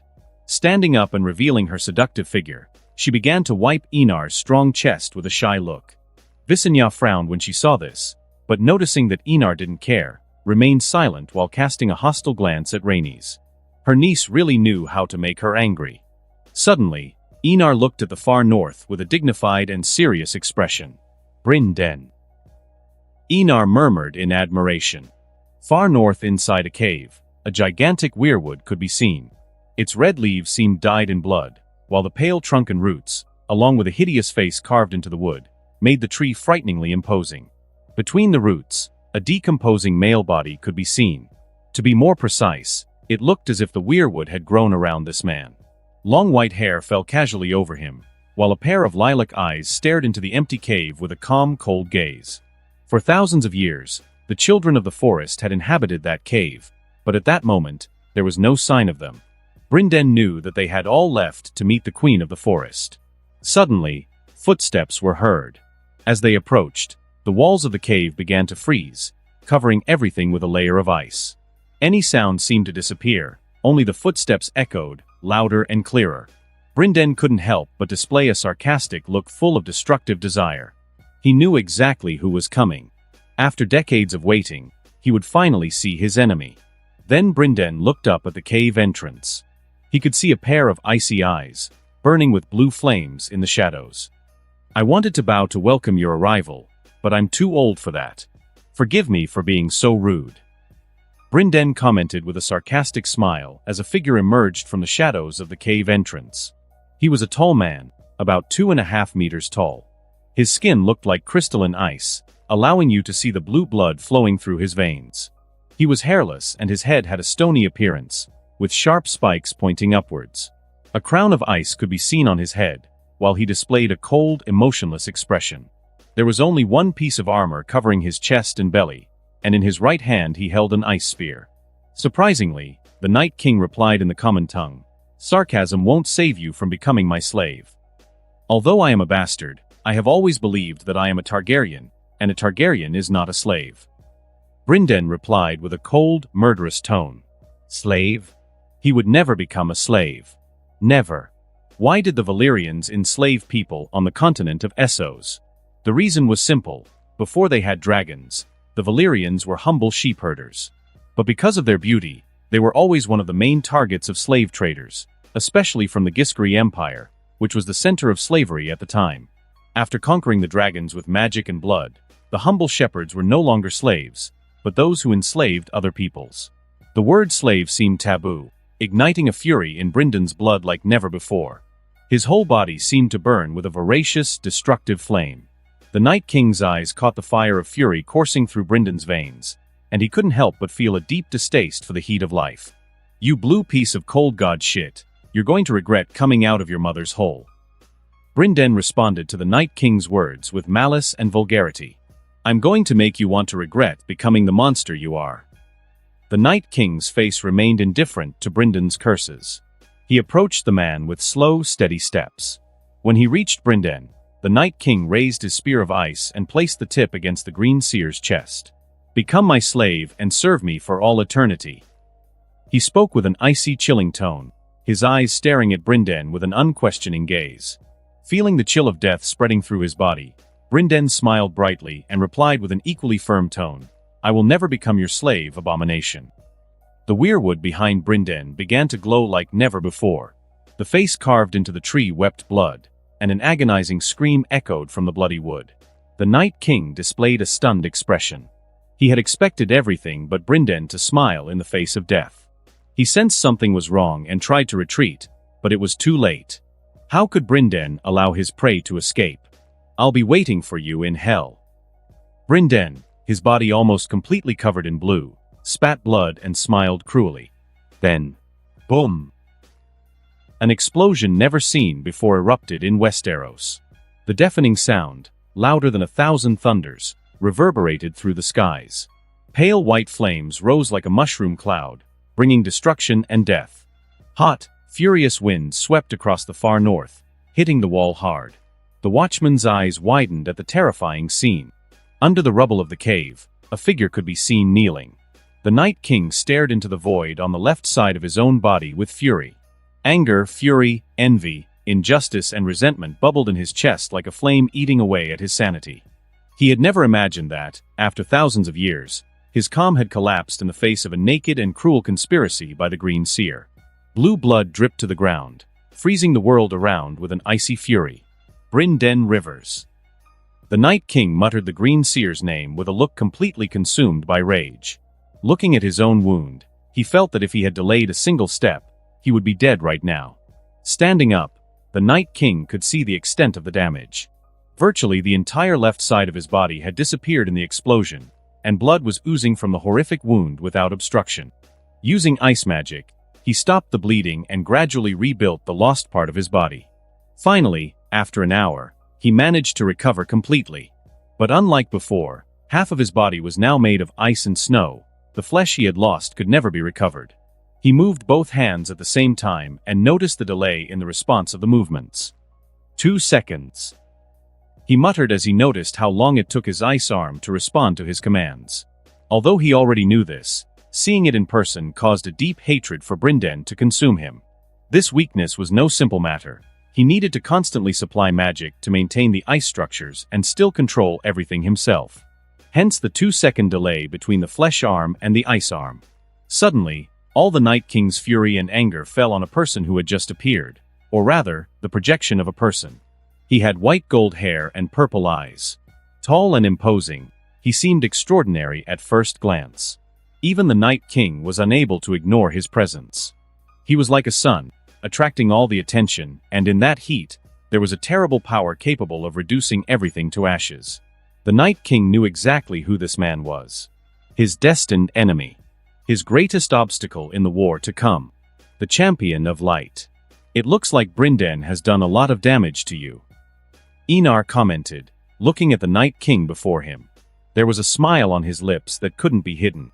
Bryndon had kept his promise, died a hero, helping future generations. Looking at half of the Night King's body, which was now made of ice, Enar couldn't help thinking that Bryndon really was mad. After the spell cast by Bryndon was undone by his death, he finally got to see what his great-uncle had done. It left him speechless at the man's cruelty. The greatest cruelty was not against the Night King, but against himself. Brinden used his own soul as fuel to attract a large amount of warp energy and caused an explosion comparable to that of a nuclear bomb. Although extremely powerful, the price was high. His soul was destroyed in this insane process of attracting the warp energy, and nothing remained of the last Green Seer's existence. At the same time, Enar observed the remnants of the warp energy with a solemn expression. He could sense that the energy was alive and seemed to contaminate everything and everyone with madness and malice. Honestly, the warp energy was too unstable to be handled without caution, just like Brinden. In Enar's eyes, the warp was considered a dark reflection of the material universe and the emotions of sentient beings. Champion of the Light Dash, just as the Night King was about to speak, the Targaryen king interrupted him directly. "You can call me Enar." He spoke in a casual tone, oblivious to the surprised expression of the enemy before him. After a brief silence, the Night King said, "Enar." Enar nodded and replied with a laugh. "This is the first time we've met in person. But we can feel each other's presence even thousands of kilometers away." The Night King looked at Enar, confused. He had imagined many things about his first meeting with the Champion of Light, but when he saw his carefree and even friendly attitude, all the catchphrases and threatening words he had prepared simply became impossible to utter. Seeing his expression, Enar let out a laugh. "I really like people's expressions when things don't turn out the way they expect. It's very amusing," Enar commented, still smiling at his enemy, treating the conversation amicably. As for Brendan's death, Enar felt no pity or sadness. The man died the way he wanted to. How could he dishonor his great uncle with feelings so unworthy of his sacrifice? "You're strange," the Night King said. The fury he felt gradually began to dissipate, and he once again looked extremely cold and emotionless. Enar narrowed his eyes and spoke with a disappointed tone. "The divine power of the cold god is suppressing your emotions and making you essentially a being without feelings. I must say that you are nothing more than a puppet." Yes, he was disappointed to see the state of the Night King. Emotions may seem insignificant, but believe me, they are an essential anchor for not losing yourself in the face of absolute power. When the human side weakens, the divine side strengthens, transforming the individual into a being with little or no emotion. It may sound simple, but bear in mind that emotions are part of a person's reasoning. Without emotions, only the most primal instinct remains. An emotionless being can do something completely impossible for a sane person, including making decisions based purely on instinct. "It looks like this war will be won more easily than expected," Enar commented, looking at the Night King as if he were looking at something lifeless. Without waiting for his enemy's response, he simply undid his mental projection. Staring at the empty space where Enar stood, the Night King remained silent, while his words seemed to echo in his mind. Looking at his own hands, he muttered, "Emotion. What a futile thing. Only true power is truly eternal." Leaving these words behind, he turned and left. But if anyone looked closely, they would notice that the right side of his body moved naturally, while the left side seemed rigid and unable to be as agile. At the wall, Eamon sat on his bed and was silent, staring at the fireplace where the orange flames danced. "Brendan's dead." Hearing his great-nephew's voice, Eamon's lilac eyes stared at the tall, powerful figure before him. A sigh escaped the 100-year-old, his expression heavy with grief. "Don't feel sad, great-uncle," Enar commented in a calm tone. "He died a hero, sacrificing his life and soul to severely wound the Night King, and he managed to destroy half of the enemy's body." Hearing Enar's words, Eamon's complex mood instantly dissipated. He always said that he felt unworthy to be a bastard and that he would never be like great men like Aegon I, Jaehaerys I, Daeron II, Viserys II, or even Aemon. But in the end, he died a hero above these men, just as he had always wished. Aemon said, his tone laden with relief. Although the death of a relative was a sad thing, he couldn't regret Brendan's choice. "My 5th child will be named after him, just as my 6th will be named after you, great-uncle." Enar spoke with the same relieved tone. Aemon was surprised by the words and smiled genuinely, as any grandfather would when hearing something like that from a son or grandson. "I hope your 5th and 6th children are as honorable as those whose names they will bear," Aemon commented with an amused tone. He didn't consider himself worthy. He was just an old Meister. As if reading his thoughts, Enar smiled and said, "You are as worthy as Aemon the Dragon Knight." Although he thought it was an exaggeration to be compared to such a noble man, Aemon couldn't help but smile happily. Who would be sad to be compared to a great figure from history? The reconquest of Westeros has begun. I have just destroyed the army of House Frey. I will invade the Riverlands in full force. Enar changed the subject, speaking seriously. I'll let you know if anything changes. Aemon replied, his voice charged with renewed youth. Bryndon's heroic act inspired him more than he realized. Seeing the youthful sparkle return to Aemon's eyes, Enar smiled and undid his mental projection. In the castle of House Hay, Enar, who was bathing with Rhaenys and Visenya, opened his eyes and spoke, Bryndon Rivers is dead, causing great injury to the Night King. Enar's words made the three women in the room, Visenya, Rhaenys and Leda, look surprised at their king/husband/brother. Pouring a glass of wine for the king and both women, Leda spoke with a tone laden with admiration. To Bryndon. May he be remembered for his deeds. To Bryndon. Enar toasted in honor of her great uncle. To Bryndon. Visenya did the same. To Bryndon. Rhaenys also raised her glass, toasting on behalf of the relative she had never met, only heard about. Rest in peace, great uncle. Enar murmured. Find your eternal sleep knowing that you were a hero. Crowland's King's Landing sitting on the Iron Throne, Robert I Baratheon watched his court with a calm, deep gaze. His blue eyes could not have been more indifferent. Everyone was present in the throne room, including Tywin Lannister. Unlike a year and a half ago, the first king of House Baratheon had changed dramatically. The fat had disappeared from his body, revealing a robust and strong figure, visible even under the brown doublet with golden lines. Who stood before everyone was no longer the fat king, but the man who had become known as the Trident Demon. How are we doing? Robert asked with a cold, distant tone. Tywin gave Robert a deep look. After discovering Eddard Stark's betrayal, Robert seemed like a different person. He had become distant and cold, with an easily irritable mood. It wasn't just once or twice that servants had been killed because of the king's whims and anger. However, Tywin didn't care about that. What was the life of mere commoners in the face of the war that would decide who would rule the continent? The Lord of the Rock couldn't help a flash of anger appearing in his eyes. All the plans he had prepared in the north had disappeared with the destruction of House Bolton. The sword he had placed over the head of House Stark had vanished in the face of the dragon's crimson flames. Tywin only hoped that the plot he had hatched with Walder Frey would succeed. At the same time, he couldn't help noticing that many of his allies were subtly distancing themselves from the crown. And he knew exactly why. The letters written by Roose Bolton. When he remembered those damning letters that had traveled the continent exposing the conspiracy, Tywin felt an intense desire to kill Roose with his bare hands. The revelation contained in those messages was a severe blow to the confidence of his vassals, allies, and potential supporters. He really wanted to revive Roose Bolton just to kill him again. Tywin had no idea how the Targaryen king had managed to force Roose to write letters that effectively sealed the destruction of House Bolton. Now, Tywin could foresee the extreme difficulty in regaining the trust of certain noble houses, and even more so in convincing them to fight in a war that was destined to be lost. If he knew that the idea for all this had come from his own son, he might faint with rage. A fleet of at least 1,000 ships has been sighted heading north, Varys replied, causing everyone to show helpless expressions.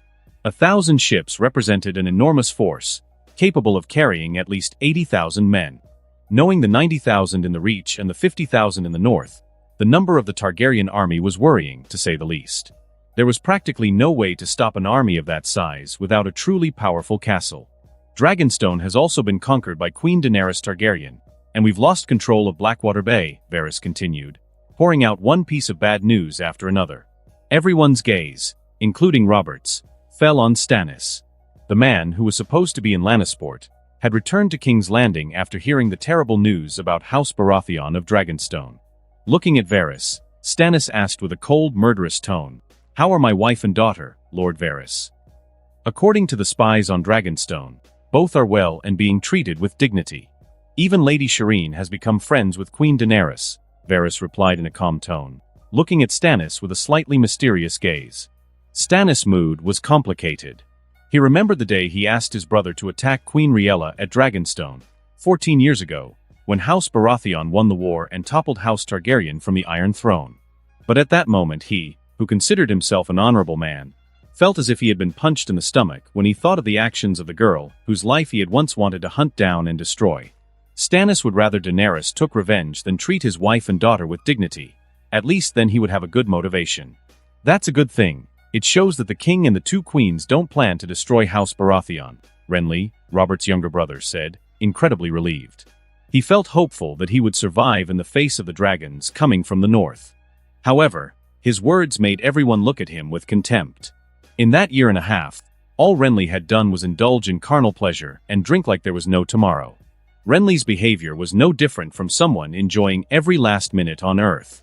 In other words, he didn't even have the courage to fight or even resist in the face of the coming war. Lord Renly forgets that the queen is a woman and has treated another woman, of a similar age and ill, with kindness and tenderness, Varys said, looking at Renly with a look that was kind, but which, in fact, was the look one would give an idiot. Varys' words were obvious to everyone. Daenerys had felt sorry for a sickly girl of a similar age, but she wouldn't feel sorry for a strong, grown man. Ignoring the trash that was the king's brother, Tywin spoke with a strong and calm tone, but incredibly solemn and slightly murderous. With Blackwater Bay under the control of House Targaryen, King's Landing could be attacked at any moment.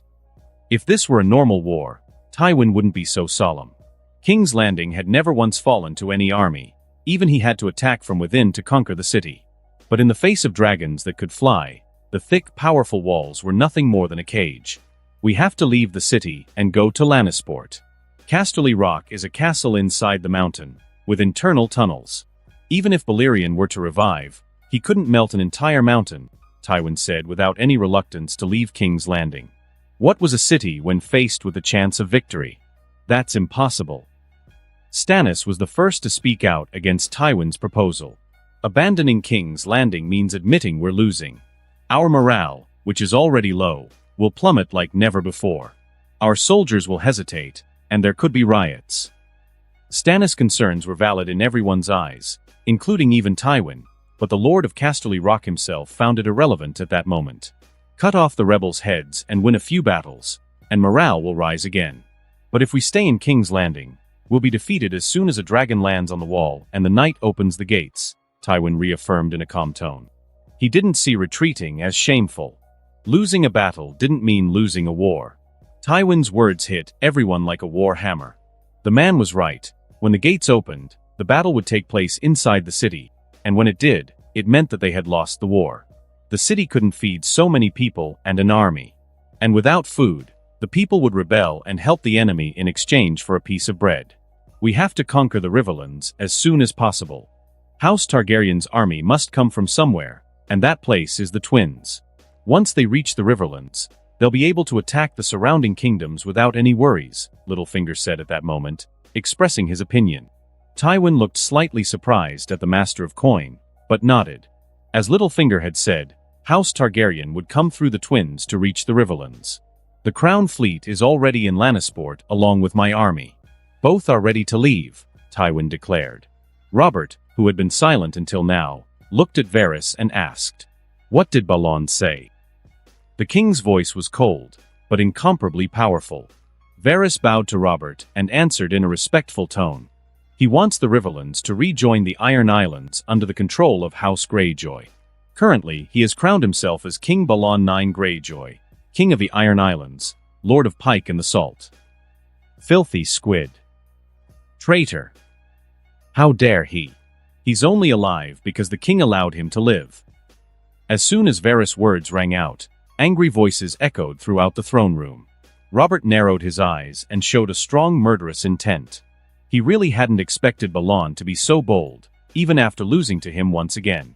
However, Robert mocked Balon's actions in crowning himself king. Did Balon really think he could be king when he, the king of the Iron Throne, was in danger of losing the throne? Did Balon really see himself as a descendant of the Grey King to fight dragons with his stupid fleet of ships? Littlefinger, who was listening to the whole discussion, narrowed his eyes thoughtfully. 3 kings. Things are getting more and more interesting, he thought with a cold smile. He wanted more chaos. Enough chaos to make him climb the ladder to the highest peak.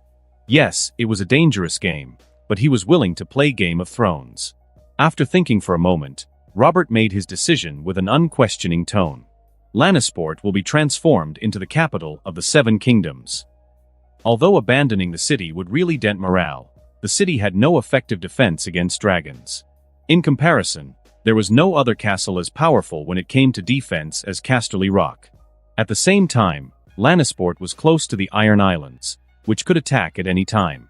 If there was a kingdom with few people, it was the Iron Islands, an army of just over 20,000 men, and that was still a slightly increased number.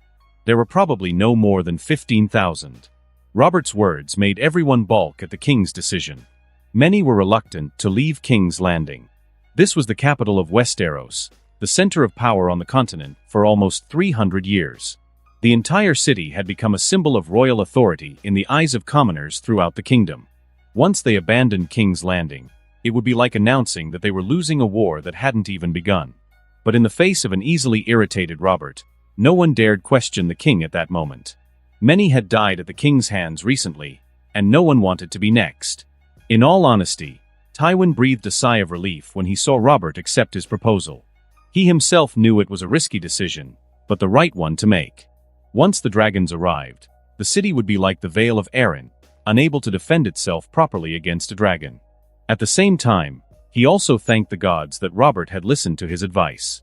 He no longer had the patience to deal with mad, drunken, murderous kings. However, Tywin, even though he didn't like Robert, knew that he couldn't do anything against him, or this war would be declared officially lost. The war was only happening because Robert's reputation was still worth something in people's eyes, especially after killing Rhaegar Targaryen, the Silver Prince. If Robert could kill Rhaegar, he could kill Rhaegar's son. With Robert's orders, the entire court began to mobilize. In the Tower of the King's Hand, Robert and Tywin were sitting side by side, looking at the city with calm gazes. "What are you going to do with the city?" Robert asked, with an indifferent tone. He hated King's Landing, it was a cage for him. He had wanted to be a mercenary when he was young and he still had that desire. "If the Targaryen king wants it, we'll give him a city in absolute chaos," Tywin replied with a cold tone. "If that delays their movements for months, it's an advantage for our side." Robert nodded, immediately understanding what Tywin wanted to do. He didn't disagree and even easily accepted the proposal that would kill tens of thousands of people and probably create chaos capable of frightening even the demons in hell. Just the thought of 500,000 starving, food-crazed people sent shivers through Robert's body. Tywin was truly cruel. Suddenly, just as Tywin was about to continue, a gentle knock sounded on the door, causing them both to look at it with cold stares. "Come in," Robert ordered with a cold tone. The door was opened in the next second and a fat, bald man wearing a purple cloak appeared before them. There was a worried expression on the eunuch's face. "Has something happened, Varys?" Robert asked with a serious tone, noticing the expression on the Master of Whispers' face. "Robert Arryn has declared himself king of the Vale of Arryn, keeper of the Moon Gates, lord of the Eagle's Nest in the east," Varys spoke directly, broaching the subject, causing Tywin and Robert to look slightly surprised. "If I remember, the Guardian of the Vale is less than 10 years old," Robert asked with a confused tone, remembering the information about Jon Arryn's son. "Yes, your grace," Varys continued.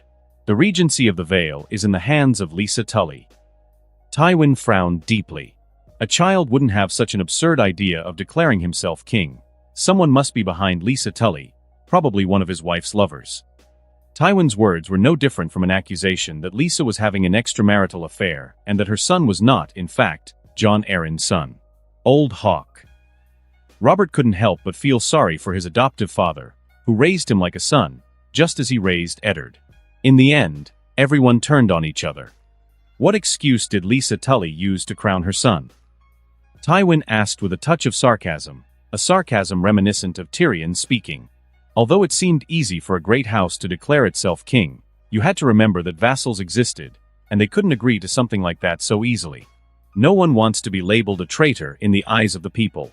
Lysa accused Queen Cersei of killing the hand of the king, her husband Jon Arryn, to cover up the murder. Varys glared at Robert and spoke in a calm tone, not daring to look at him again. Crash. The sound of the table breaking was heard immediately after Varys' words. Robert had hit the table so hard that it had broken. Robert hated those slanderous rumors with all his might. Knowing that such rumors only fed his enemies made him completely furious. "You crazy bitch, I'll kill you and your bastard." Robert roared at the top of his lungs as he gasped with rage. He wanted to summon his army and set off towards the eagle's nest to cut off the head of the traitorous bitch that Lisa Tully was. Tywin also had a grim expression. Even if he didn't care about the opinion of sheep, he knew the impact something like this could have, especially on his grandchildren, who were heirs to the Iron Throne. It seems that Lisa Tully's son really isn't Jon Arryn's, Tywin said coldly, without hiding his murderous intent. He dared to have Queen Elia, Prince Aegon and Princess Rhaenys killed. What was Lisa Tully in the face of these identities? But we can't do anything right now. We're leaving King's Landing, Tywin said, calming down and returning to being the cold thinking machine he was. Robert, although he wanted to ignore what Tywin said and march towards the Vale of Arryn, knew he couldn't, not at this delicate moment. Taking a breath to calm himself, he looked at Varys and spoke with a deadly cold tone. Whether it's poisoning, murder or anything else, as long as you kill Lisa Tully, I don't care. Robert continued, if the Vale won't bow, let them engage in a civil war to decide who will be the new Lord of the Vale. Tywin looked at Robert with satisfaction. The Vale of Arryn in civil war was better than a cohesive Vale of Arryn ready for war. It was better to consume the Vale's internal forces, weakening the entire region. We can arm those mountain barbarians, let them fight against the Lords of the Vale. That way, we don't have to worry about the Vale anytime soon, Tywin added, speaking with a mischievous tone. Looking at the two, Varys thought it certain that they were son-in-law and father-in-law. Both were cruel and cunning like old foxes. I will carry out your orders, your grace and hand of the king, Varys bowed and replied with a respectful tone. But if you looked into his eyes, you could see amusement and pleasure in the eunuch's eyes. He really liked King's Landing. Conspiracies, assassinations and poisonings were something he, a conspirator, loved to do. Varys withdrew from the hand of the king's chambers, leaving the king and the hand of the king alone again. He only heard one word before the door was slammed shut. Targaryen, muttered the eunuch, looking thoughtful. According to Jon Cunnington, Aegon is anxious to meet his family and is heading for Dragonstone to meet his aunt. Varys felt a headache at this information. He knew that young men were impulsive by nature, but even with all the training he had received, Aegon still refused to listen to Jon Cunnington's advice. But then again, Varys didn't think that was a bad thing. Even if Aegon was a Blackfyre, there was no way he wouldn't have the bloodline of House Targaryen, as Daemon Blackfyre was the son of Aegon V and Princess Daena Targaryen. So he really wasn't worried if they doubted Aegon's identity. If the dragons recognized Aegon as a Targaryen, then he was a Targaryen. If Varys had known about Enar's abilities, he wouldn't have been as confident as he was right now. The plan must be accelerated, Varys muttered to himself as he walked through the corridors of the Red Keep one last time. Why are we leaving King's Landing, mother? The young Myrcella asked with a worried tone from inside the carriage. Her innocent green eyes watched the city through the window with apprehension. For some reason, the whole city seemed tense. What confused her most was the fact that the Golden Cloak were leaving along with the entourage heading for Casterly Rock. Who would keep order in the city? Inside the carriage were Tommen and Joffrey, both too entertained in their own worlds to worry about the city. We're going to visit Casterly Rock, sugar. Cersei replied with a smile on her face as she stroked her daughter's cheek with a gentle touch. It's the place where I grew up with Jaime. You'll love it. How could she tell that they were actually retreating/fleeing to Casterly Rock and leaving King's Landing at the mercy of chaos? Especially with Joffrey around. She knew her son would be furious if he found out they were fleeing to Casterly Rock to defend themselves. Myrcella nodded, but deep down she knew that her mother's words were lies. She realized this when she noticed Cersei's slightly frowning eyebrows. Perhaps the queen herself hadn't realized it, but whenever she lied, she frowned slightly, a detail Myrcella had learned to notice from an early age. However, Myrcella didn't deny her mother.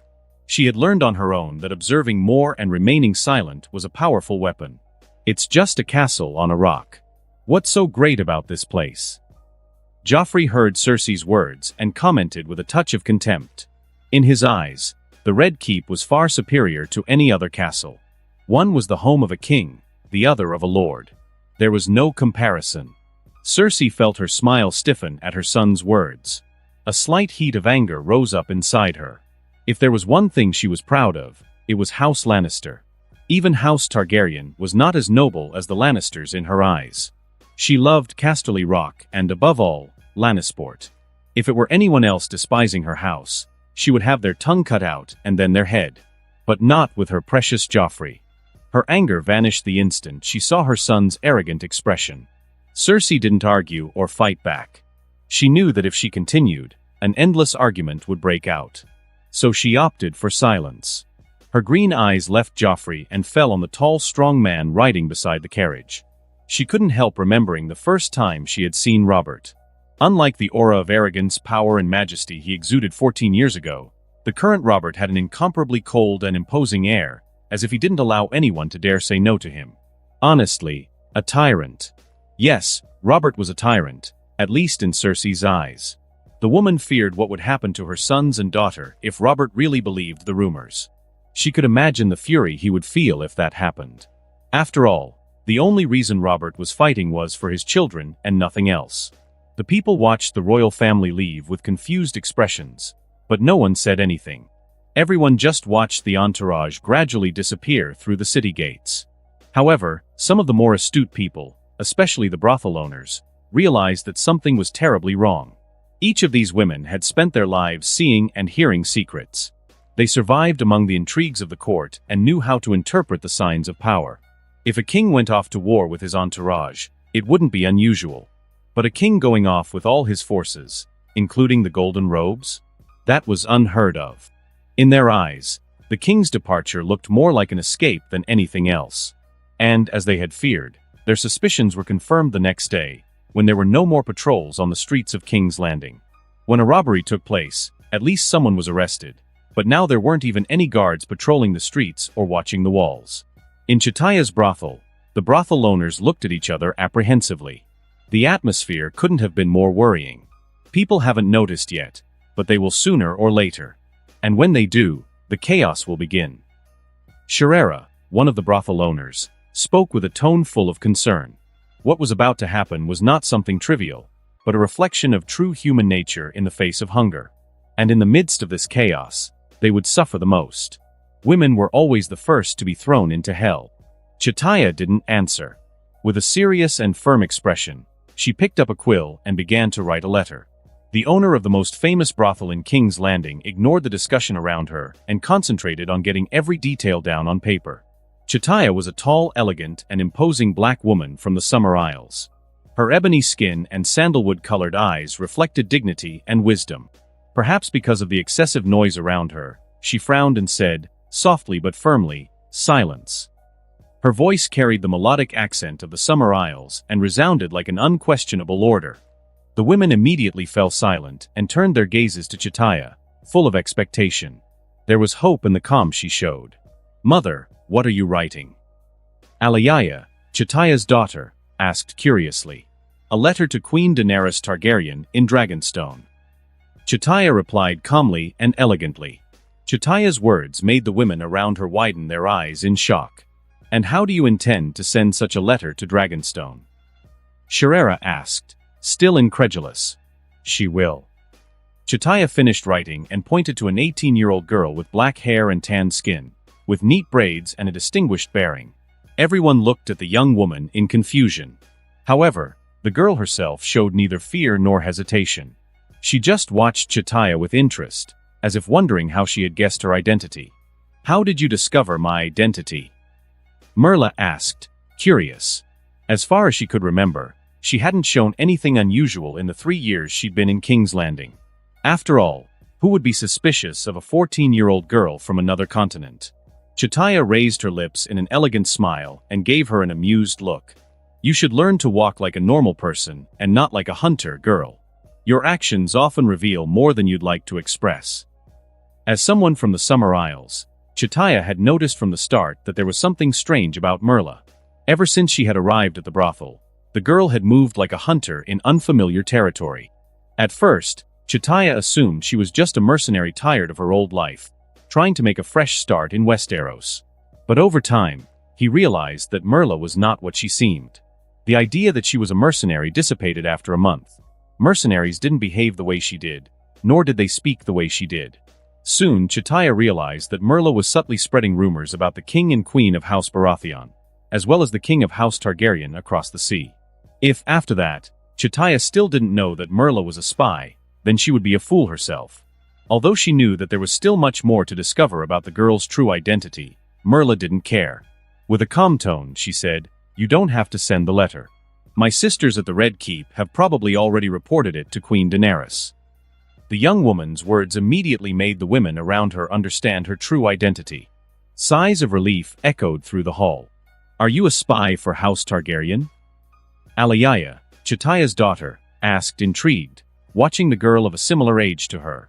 "I don't know what you're talking about," Merla replied, assuming an innocent expression, as if she didn't understand the question.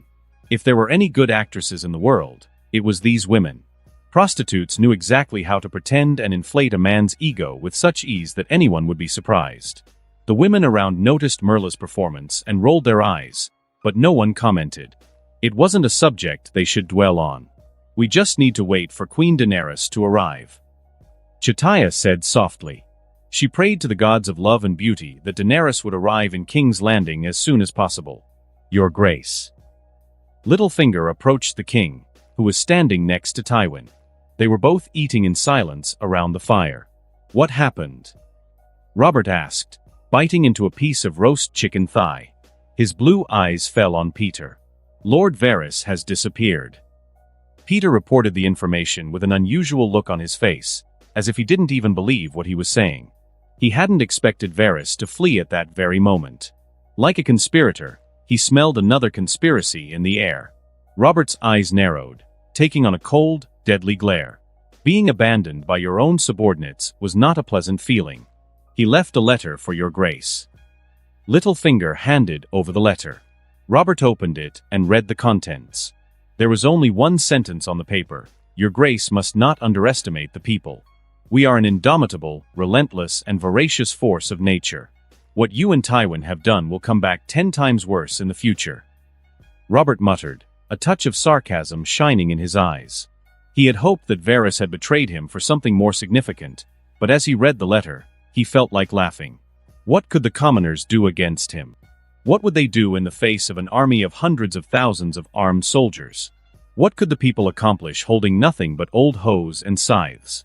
Robert wanted to find Varys and ask him these questions, waiting for the answers to come from the eunuch's mouth. But after reading the letter, he lost all interest in him. Throwing the letter into the fire, Robert watched the written sentence burn to ashes. "What foolishness!"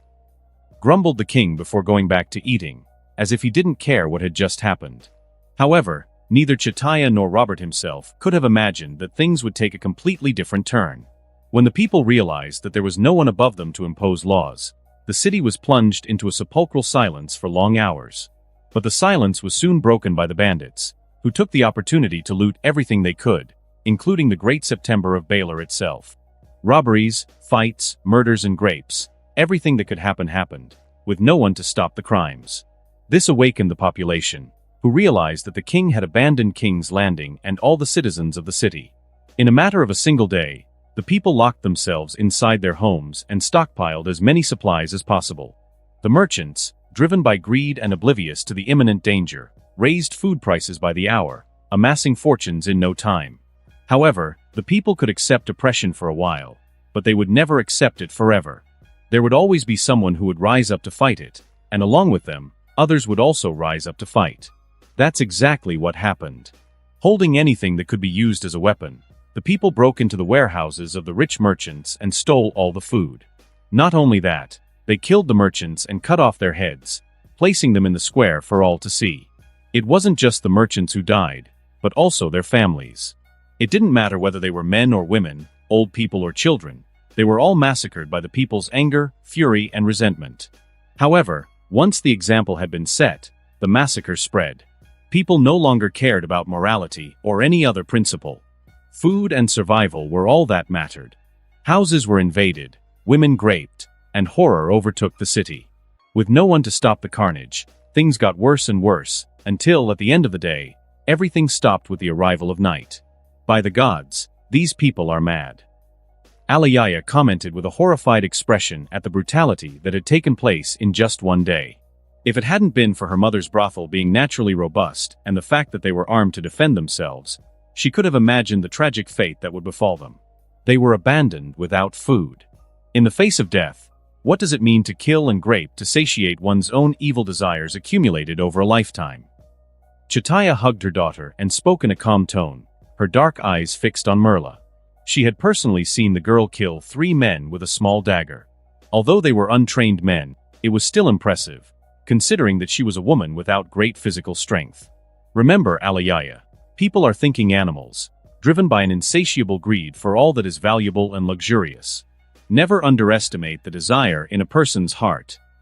Chitaya didn't miss the opportunity to teach her daughter, who was generally innocent when it came to matters like this. Alayaya nodded. She had personally seen 3 men break into a house and drag a girl out into the street, raping her right there, without anyone caring. The scene had horrified her.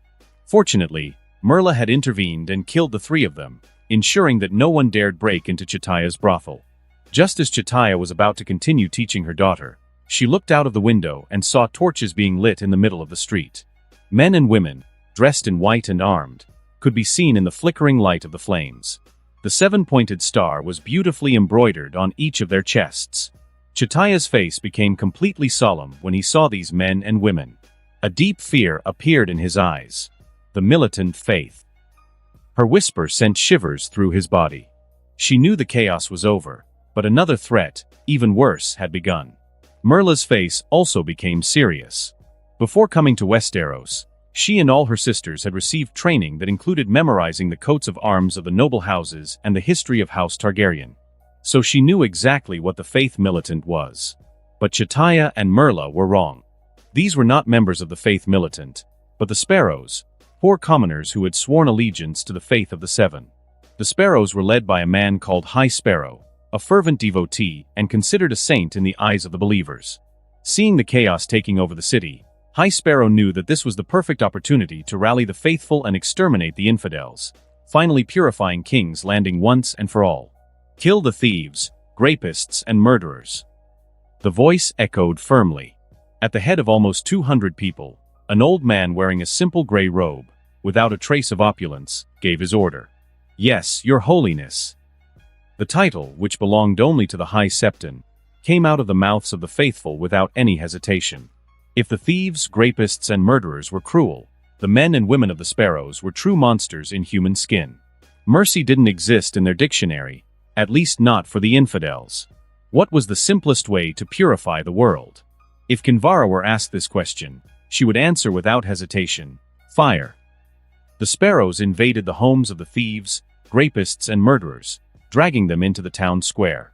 The commotion naturally attracted the attention of the people, who came out of their homes to see what was happening.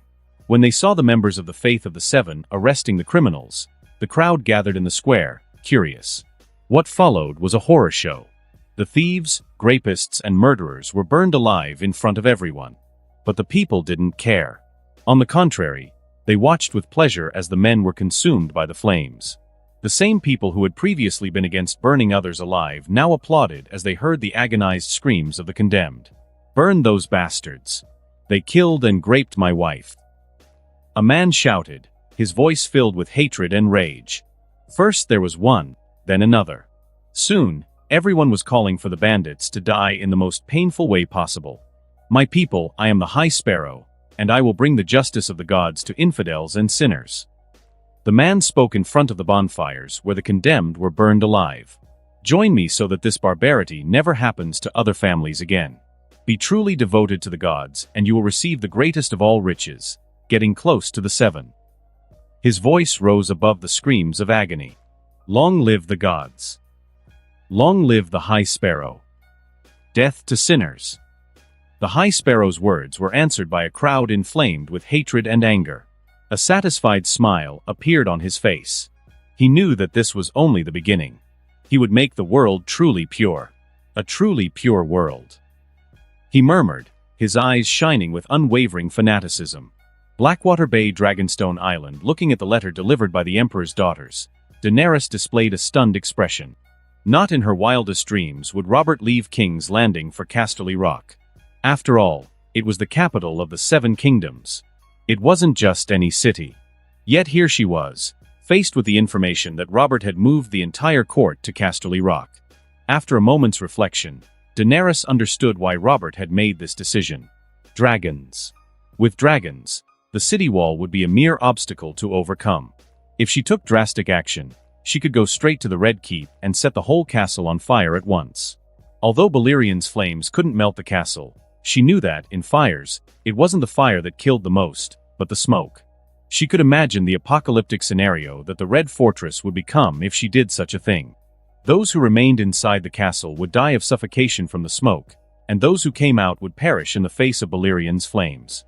Honestly, for the first time, Daenerys realized how fortunate she was to possess a being capable of destroying cities in a matter of minutes. Without the special ships that Enar had mentioned to her, there was no way humans could stop a dragon. Putting aside the main letter, Daenerys picked up the second, which explained the situation in the city. As she read the contents, her face paled at the cruelty described in the letters. Robert and Tywin were indeed monsters in Daenerys' eyes.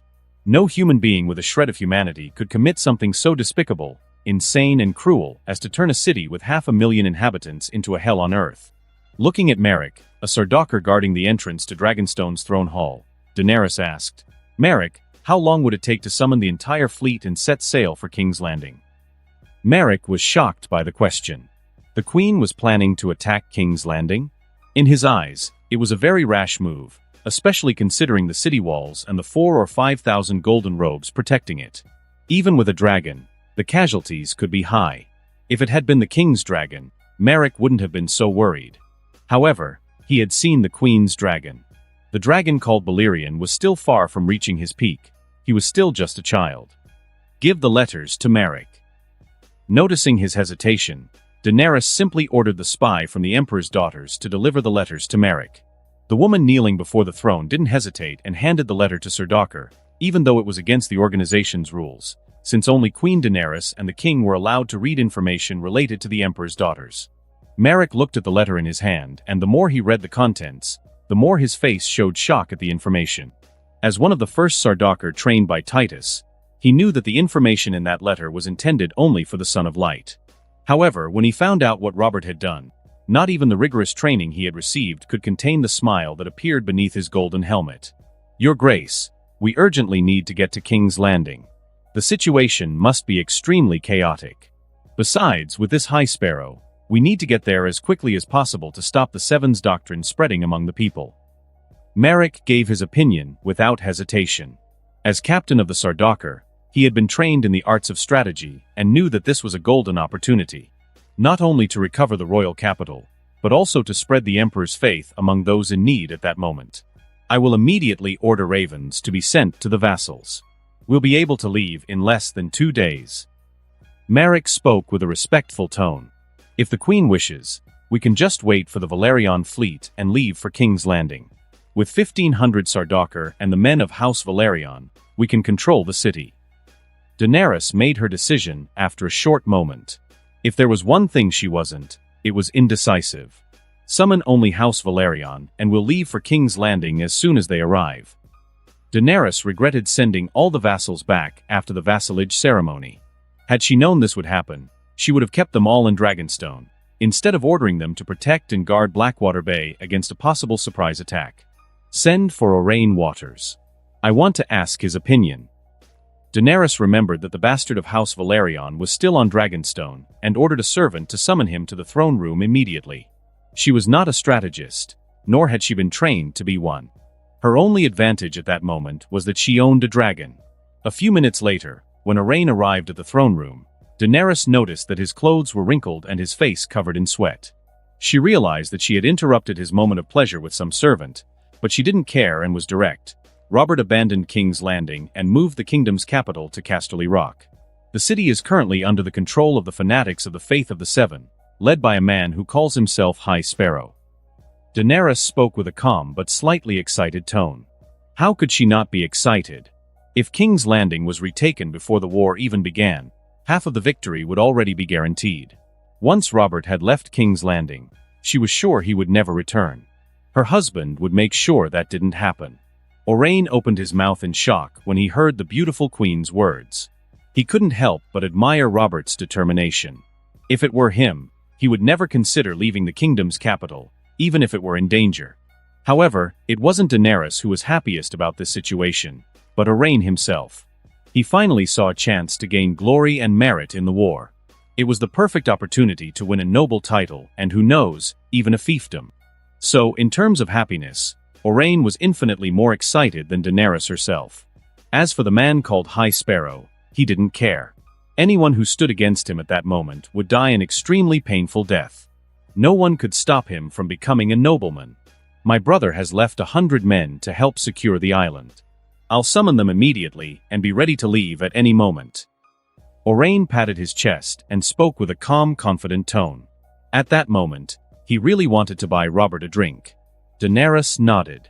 She only hoped that Montfort Valerion would arrive soon so that they could leave for King's Landing as soon as possible. When Owain left, Daenerys closed her eyes, standing alone in the throne room. She was about to attract Enar's attention. And how would she do that? Simply by calling his name. She knew that her husband was getting stronger and stronger and gradually ceasing to be human, and Enar had never hidden his powers from her. Enar, who was about to march towards twins, looked in a certain direction when he felt someone calling him. If it had been something trivial, he wouldn't have paid any attention, but the person who pronounced his name had a blood tie to him. That caught his attention. Looking in the direction the call was coming from, Enar knew immediately who was summoning him. He didn't hesitate to connect his mind to Daenerys. Opening his eyes, Enar saw himself on Dragonstone and stared at the young woman sitting on the black stone throne in front of him. He smiled. Daenerys hadn't grown much in the year and a half he hadn't seen her. As if sensing his arrival, Daenerys opened her eyes and looked at the incomparably tall young man before her in surprise. Her first thought on seeing Enar's size was whether her small body could really withstand a night of passion with her husband. Enar couldn't help but twitch his lips as he read her thoughts. Daenerys really couldn't hide what was going through her mind. It's been a while, Daenerys. Despite what he was feeling, Enar greeted her with a kind look. Seeing Enar before her, Daenerys, who had many things to say after a year and a half apart, showed an unhappy expression. I thought you weren't coming. After all, you've gone a year and a half without even sending a letter. Perhaps you had too much fun with some whore in Winterfell, said the girl, displaying a fierce expression as she looked at Enar. The smile on Enar's face stiffened at Daenerys' words. Lover? He hadn't had time to sleep in a year and a half. How could he have a lover? However, when he saw Daenerys' fierce expression, Enar felt like laughing. She was trying to look threatening, but to him, that reaction was simply adorable. Enar took her in his arms and sat on the throne, pulling her onto his lap. Looking at the girl, he spoke in an amused tone. You think too much. I've never had a mistress, although I have teased a few women. Daenerys was happy with the first part of the sentence, but the second made her glance dangerously at Enar. Who was the slut? She hated others coveting what was hers, especially women like Arianne and Rhaenys. Neither of them hid their interest in Enar. Especially Arianne, who could jump into Daenerys' husband's bed at any moment, without any hesitation. So jealous. But I like it.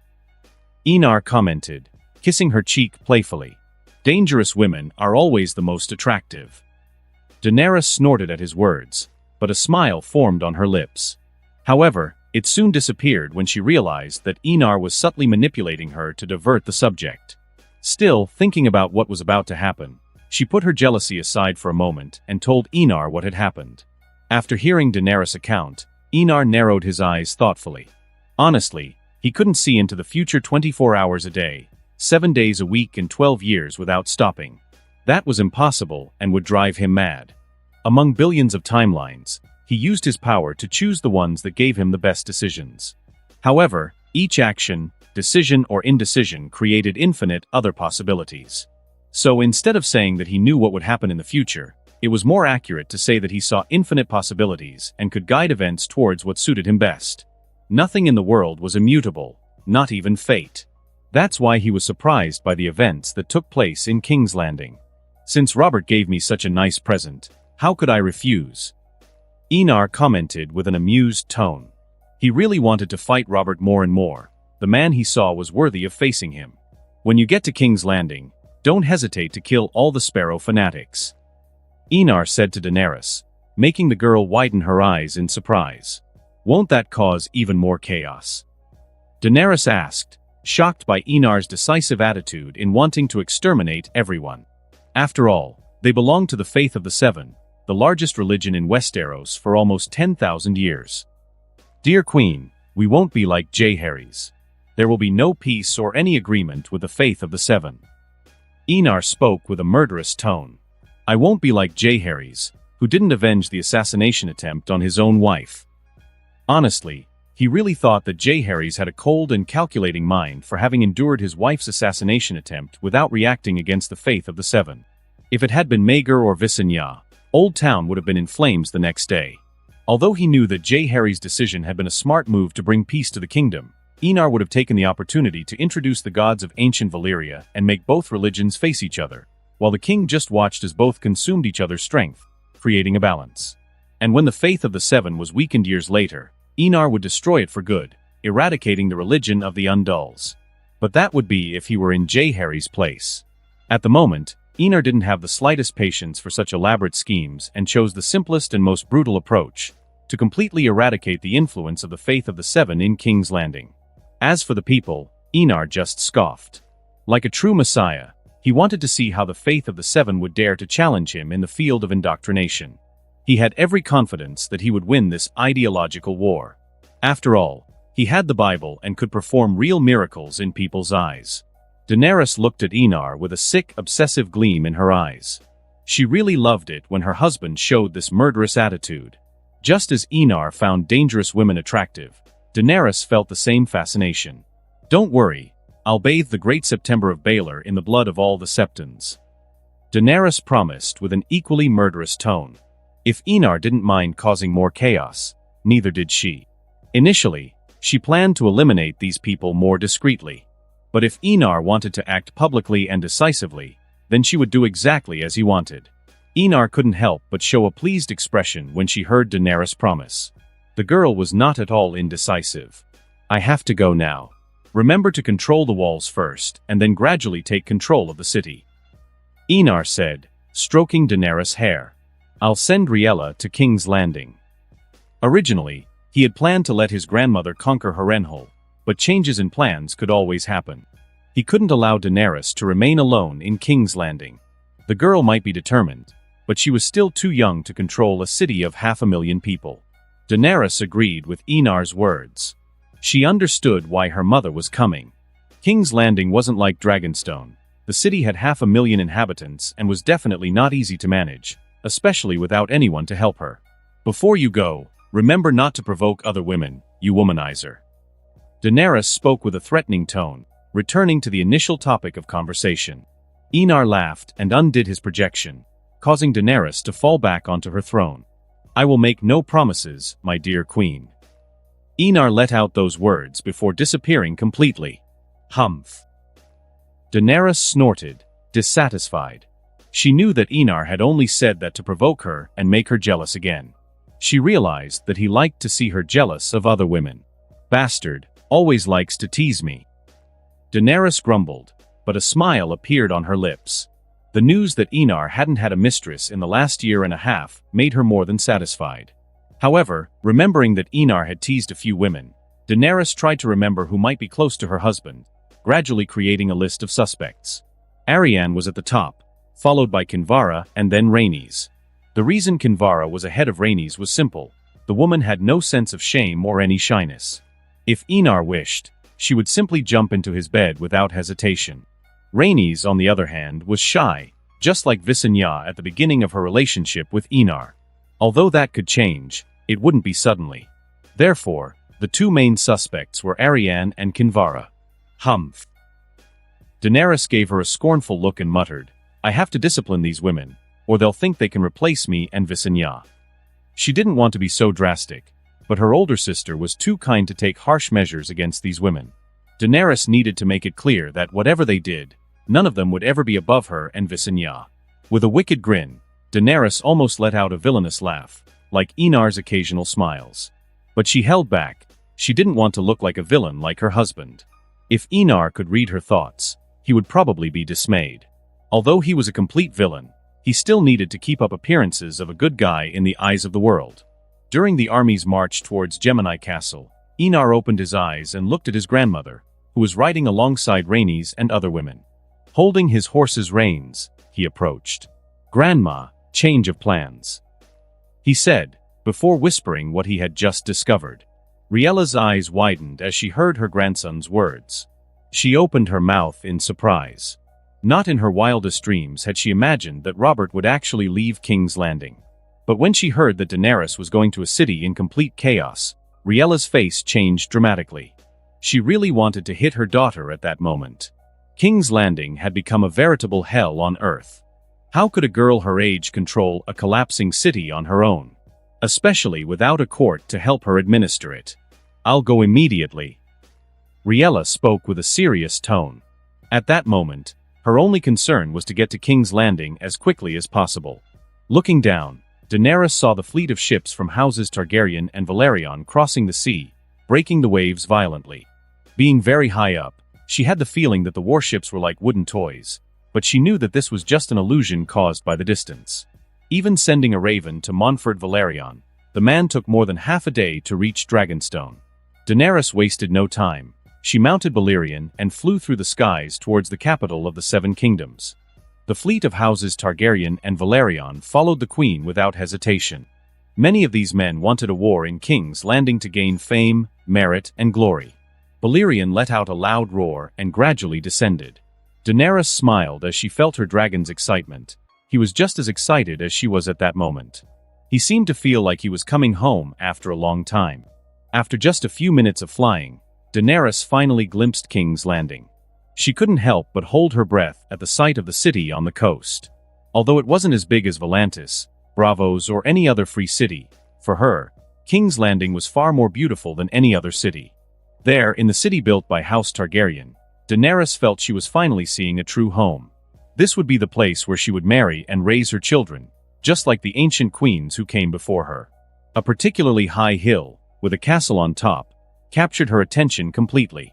It was the highest hill, and at its summit, a red castle stood out even from a distance. The Red Keep, home to House Targaryen for more than 200 years since Aegon's conquest, had served as a dwelling for 17 kings over almost 3 centuries of dynasty. Sensing Daenerys' excitement, Balerion let out a loud, powerful roar. His black figure looked especially fearsome among all the dragons of House Targaryen, and indeed, he was the most fearsome in appearance. With Balerion's speed, he was already flying over the city, passing dangerously close to the Great September of Baelor. The city bells resounded everywhere. Balerion's roar had already alarmed countless people, and when those same people saw the Black Dragon, they all knew that the chaos had truly come to an end. The memory of the Crimson Dragon was still clear and vivid in the minds of the people. Countless people came out of their homes and raised their arms, as if asking for the Savior to finally come and free them from the hell that had been these 2 days since Robert had left King's Landing. Daenerys made Balerion fly low enough so that she could see what the people were doing and understood that those 2 days had been truly tragic. But she didn't land in the city.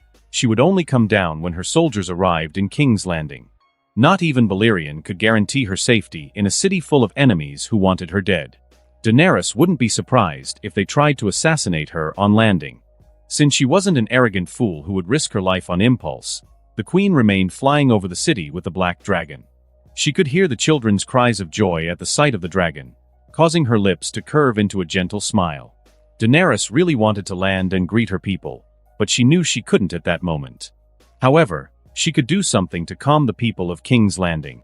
Balerion spat black and red flames into the air and then passed through the flames in a breathtaking spectacle for anyone watching. The inhabitants of King's Landing were familiar with displays of fire and dragons. The Crimson Dragon had done just that a year and a half ago. Unlike the grandeur of the huge red dragon, the Black Dragon in front of them was much more agile and swift, making the demonstration unique in comparison. Especially the children, who looked up at the dragon in the sky with eyes full of wonder. The fear and terror they had felt during those 2 days disappeared as if they had never existed. The adults weren't afraid of the dragon. On the contrary, relief washed over them. Seeing the dragon in the sky brought a comfort and security that made them feel at ease. As for the fact that House Targaryen had returned to reign in King's Landing, they didn't care. Robert's abandonment made every person in the city hate him more than anything. The hatred they felt for the monarch was as deep as the hatred the noble houses felt when they remembered Aerys too. Aerys, at least, never killed commoners, at least not until Jaime stopped him from blowing up King's Landing. Unlike Caraxes, Balerion wasn't so resistant. Then Daenerys made the dragon land on the roof of the Great September of Baelor. Looking down at the city below, she smiled and calmly waited for her fleet of ships to arrive and disembark in King's Landing. Inside the September of Baelor, the High Sparrow was kneeling before 7 gigantic statues. His eyes closed as he continuously muttered his prayers to the gods. Even though the building shook with Balerian's landing, he didn't open his eyes. Only when he had finished his prayer did he open them. Looking at a septon not far from him, the High Sparrow asked in a calm, gentle tone, "What happened, Brother Solom?" According to the soldiers, a dragon has landed on the September. The septon called Solom replied with a devout tone, while looking at the man with admiration in his eyes. "The incestuous monstrosity?" The High Sparrow asked, with a slightly colder tone than usual. "Yes." The septon replied calmly. "It's probably Daenerys Targaryen. She's married to her own nephew." Solom couldn't help but show an expression of disgust at such a sinful marriage. He couldn't believe that there could be love between aunt and nephew. It was so immoral and evil that he felt a strong repulsion. The High Sparrow didn't hide his disgust either when he heard about the relationship between aunt and nephew. Putting this disgusting fact aside for a moment, he spoke with a deep tone. "She's probably come to conquer King's Landing." "What are we going to do?" Solom asked, worried. Although he hadn't seen the dragon mentioned by the soldiers, he had personally witnessed the Targaryen king's crimson dragon. He was sure that nothing could stop a beast of that size. The entire city was nothing more than a large, immobile target for a dragon like that. So even though he felt disgusted and repulsed by the woman, Solom didn't want to create animosity between the queen and the Faith of the Seven. If she angered the girl, who could stop her from burning down Old Town in a fit of rage? "We won't do anything, we'll just wait." The High Sparrow replied calmly. "It's not up to you or me to worry about the arrival of the incestuous abomination. It's up to those little nobles who don't own fiefdoms and live in the capital." Solom breathed a sigh of relief when he realized that the High Sparrow didn't want to cause any conflict with the Targaryen queen. Just as he had said, the Faith of the Seven didn't need to do anything, just as it hadn't done anything in over 7,000 years of history. Kingdoms have fallen, dynasties have collapsed, but the Faith of the Seven has remained untouched for almost 10,000 years. "I will order the Faith militant not to cause trouble with Queen Targaryen," Solom said and turned away, walking towards the exit of the Great September of Baelor Hall. High Sparrow closed his eyes again, but instead of starting to pray, he apparently muttered to himself, "Lord, why are you testing my faith at this time? No matter how powerful the beast she controls, she's just an ignorant mortal from a barbarian civilization. She is not worthy of the Lord personally ordering me to kill her."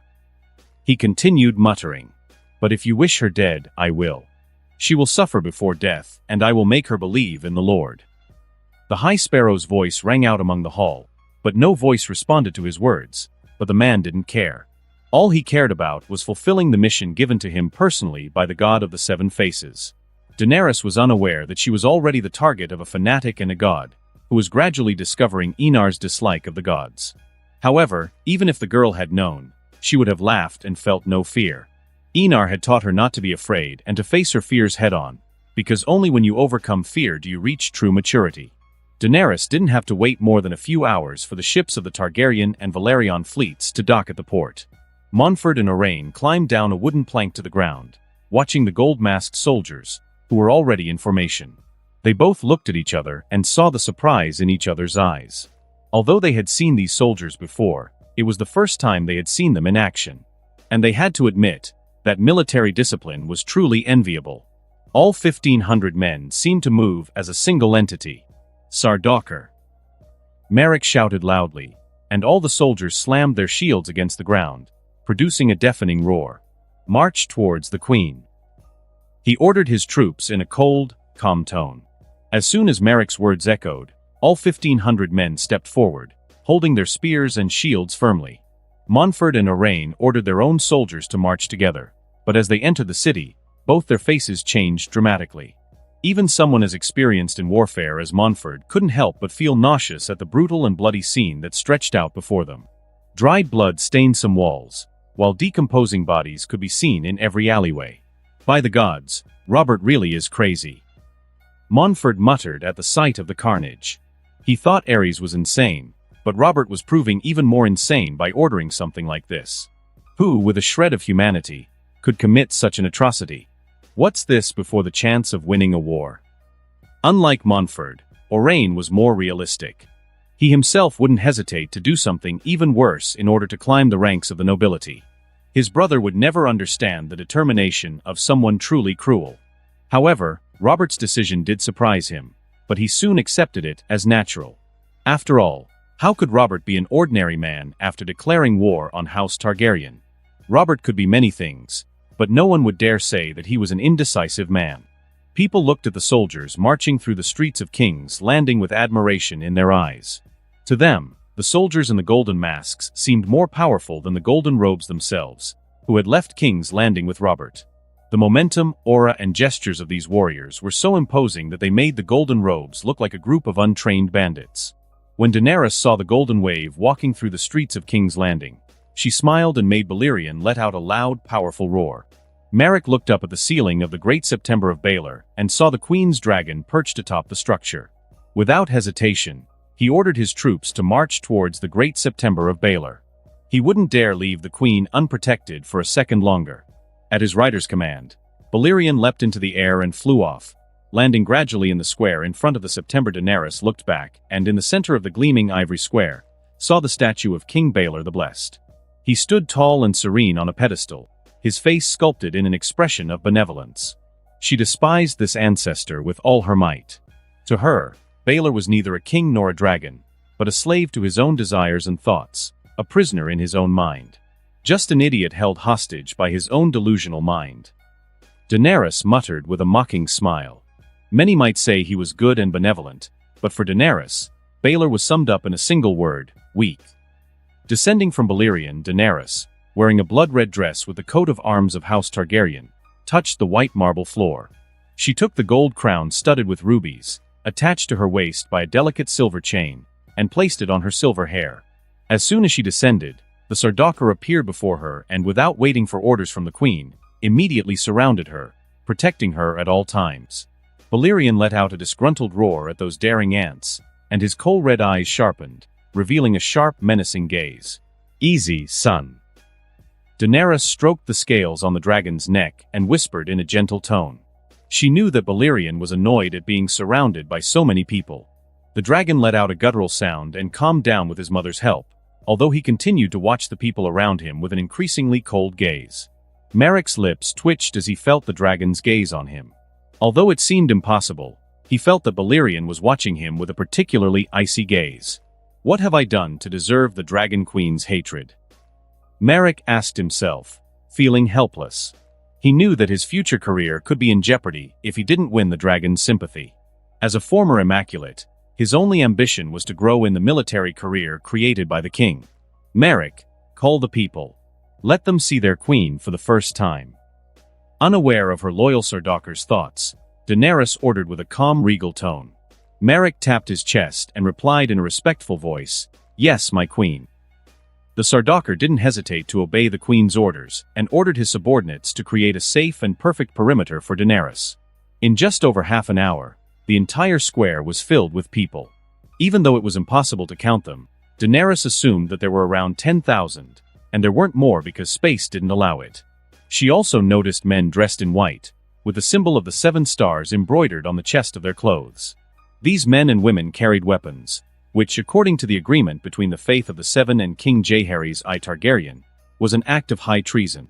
Daenerys narrowed her eyes as she observed a middle-aged man wearing a simple gray tunic.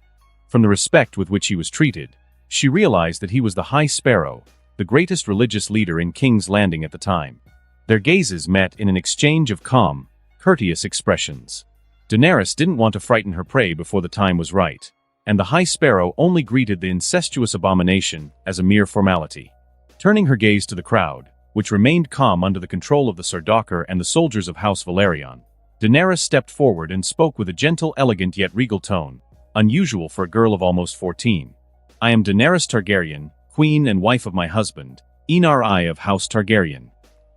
Her sweet, gentle voice spread through the crowd, and those closest to her helped relay her words to those in the background. If there was one thing good looks were useful for, it was making a strong impression on people. And without a doubt, the Targaryens were masters at drawing attention to themselves with their extraordinary beauty. Everyone was mesmerized by Daenerys' beauty.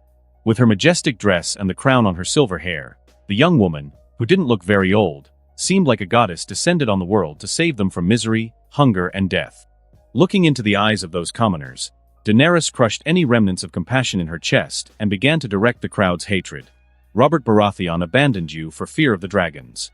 He purposely took all the food, the guards, and abandoned kings landing to take refuge on Casterly Rock. As soon as his words echoed, cries of anger, hatred, and resentment spread through the place. Unworthy king. The worst king Westeros has ever seen. Fat king. Daenerys was pleased to hear the rancorous cries. Robert is just a usurper who killed his own cousin and stole the throne. He was never worthy to sit on the Iron Throne.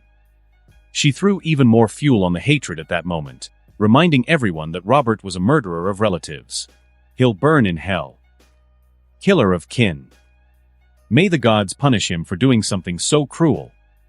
Seeing the fury of the people, Daenerys smiled. As long as the people hated Robert, she felt that controlling the city would be much simpler. Now, she just needed to show that she cared and would take care of everything regarding King's Landing. King's Landing will be House Targaryen's fiefdom again. The Sardaukar and the troops of House Valerion will be responsible for the security of the city. At the same time, I will ask Lord Mace Tyrell to send food to the city. Daenerys spoke with a gentle, elegant tone. She looked at the people and flashed a beautiful smile. She knew very well that her own appearance was a great weapon for confusing people's minds. Listening to Daenerys' words, people didn't care about King's Landing returning to the hands of House Targaryen. They only cared about the safety and food that Daenerys promised. If it had been before, maybe those two things wouldn't have seemed like such a big deal. But after experiencing the previous chaos, people realized how good it was to be guaranteed safety and basic food. So when Daenerys declared that she would protect them and bring them food, their affection for this beautiful young queen rose dramatically to extremely high levels. If Daenerys continued to be a good monarch, the people might even grant her an epithet like the kind or the merciful. Long live Queen Daenerys! A woman from Chitaya's brothel shouted in the crowd. As soon as she spoke, the rest of the people followed her and started cheering Daenerys' name. Long live the Queen! Long live the Queen! The savior of King's Landing. Daenerys looked at the woman in the crowd and winked at her, thanking her subordinate for taking the first step. Myrla felt a sense of accomplishment at seeing Daenerys wink at her. As a girl taken in by the Red Temple from a young age, she had always dedicated her life to the Red Faith. Seeing that her devotion was bearing fruit couldn't have been more gratifying. Daenerys spoke a few more words to the people and then climbed back onto Balerion. The dragon took flight, causing countless people to exclaim in shock at seeing it up close like that. Merrick knew exactly where the queen was going and quickly mobilized the Sardaukar to head towards the Red Keep, while Montfort and Arrayne used their own soldiers to prevent any riots from breaking out. As Merrick had predicted, Daenerys did indeed fly towards the Red Keep. It was the place she most wanted to be at that moment. However, knowing that she needed to be cautious, she only entered the castle when the Sardaukar arrived. She walked down the main corridor and stopped in front of two doors, which she moved personally, revealing the interior of the place. A throne room. Daenerys' eyes ignored anything else and focused entirely on the twisted steel monstrosity. Iron swords protruded around the steps, like a mountain of steel. The steps of the throne were blackened and twisted metal, and above them, a black metal seat rose up. Even without sitting down yet, Daenerys knew that the thing was extremely uncomfortable and that the danger of cutting herself was even greater. She really wanted to understand what was going through Aegon the Conqueror's head when he created such an uncomfortable and dangerous throne. If that man wanted his descendants to understand the responsibility of kingship, he should have made a heavy crown. Enar will definitely change that throne. Daenerys muttered as she walked across the comfortable carpet, heading towards the throne at the end of the hall. Climbing the steps, she was careful not to injure herself on one of the sharp edges, but soon regretted wearing a dress. With each step, the fabric caught on the sharp blades. Finally, after much care, Daenerys sat on the Iron Throne, looking straight out across the hall. The queen looks like the reincarnation of Rhaenys. Hearing the gentle, effeminate voice, Daenerys' lilac eyes fell on a fat, white, bald man wearing a yellow tunic. He seemed to have appeared out of nowhere from behind a pillar. Merrick's face darkened. He didn't even have to give orders. The Sardaukar immediately surrounded the man from all directions. 5 spearheads came dangerously close to the stranger's neck. Daenerys crossed her legs, placing one over the other, and looked at him with a touch of interest before asking, "Curious, and who might you be?" Varys ignored the spears dangerously close to his neck and answered with a respectful tone, "I am Varys, your grace, master of whisperers to your father, Aerys, and also master of Robert's whisperers." Daenerys added with a cold stare. Varys served 2 people she despised, Aerys and Robert. The reason Daenerys disliked her own father was very simple. Riella had already told her everything Aerys had done to her. How could she feel any affection for such a madman, who sadistically raped and tortured his own wife? The ritual of burning a person alive before grape was even more disgusting. If she could, Daenerys would really like to thank Jaime for killing Aerys, otherwise she would have done it herself if he were still alive. Seeing the kindness in the queen's eyes gradually replaced by the purest coldness, Varys didn't panic, nor did his heart beat faster at the deadly situation he found himself in. If there was one thing Varys understood about kings, it was that these men didn't care whether you were a horse or a eunuch. As long as you were useful, kings put aside any feelings of animosity. "I've always done my duty very well, your grace," Varys commented with a gentle, harmless smile. But for those who really knew him, that smile could only cause fear. Really, serving 2 mad kings is worthy of praise. After all, you're a dog who doesn't care about his master. Daenerys commented with a sarcastic tone. As the head of a spy network, how could she not know about the man in front of her? Varys could be many things, but harmless and gentle were not characteristics that could be associated with such a cruel and cunning man. Varys' face remained unchanged, and his smile only deepened. "As your grace said, I really only serve those who sit on the Iron Throne, and nothing else." He spoke with a peaceful, gentle tone. Daenerys narrowed her eyes, watching the eunuch with a thoughtful look. Trust him? The thought hadn't even crossed her mind. She would rather trust an irrational snake than Varys. But, as the man himself had said, he was a good dog with many skills. "Since you want to be my dog, I'll give you the chance," Daenerys said, looking at Varys with a calm, deep gaze, not at all befitting a 13-year-old girl. "In half an hour, I want all the nobles and knights errant in the throne room," she continued, with a particularly cold tone. "If you fail, you don't have to come back. I don't need useless people." Varys gave her a satisfied look. He wasn't afraid of work, he was just afraid that Daenerys wouldn't give him the chance to prove his talents. "I will do as you command, your grace." Bowing, Varys spoke with a calm, confident tone. Watching the eunuch's back as he left the throne room, Daenerys gave him a cold smile. When a dog is beyond saving in the face of illness, it's only natural to sacrifice it to spare it further suffering. She muttered, with a sarcastic look on her face. Varys had betrayed his father, and now he was betraying Robert. How could Daenerys trust someone like that? But as long as he was still useful, she wouldn't mind having an obedient dog to help her stabilize the city more quickly. "My queen, do you wish me to capture you to discover the location of the secret passages?" Merrick asked with a particularly murderous tone. Varys' mere presence in the throne room was something he saw as his own failing. What if it was an assassin armed with a crossbow? Would he have had time to protect Daenerys?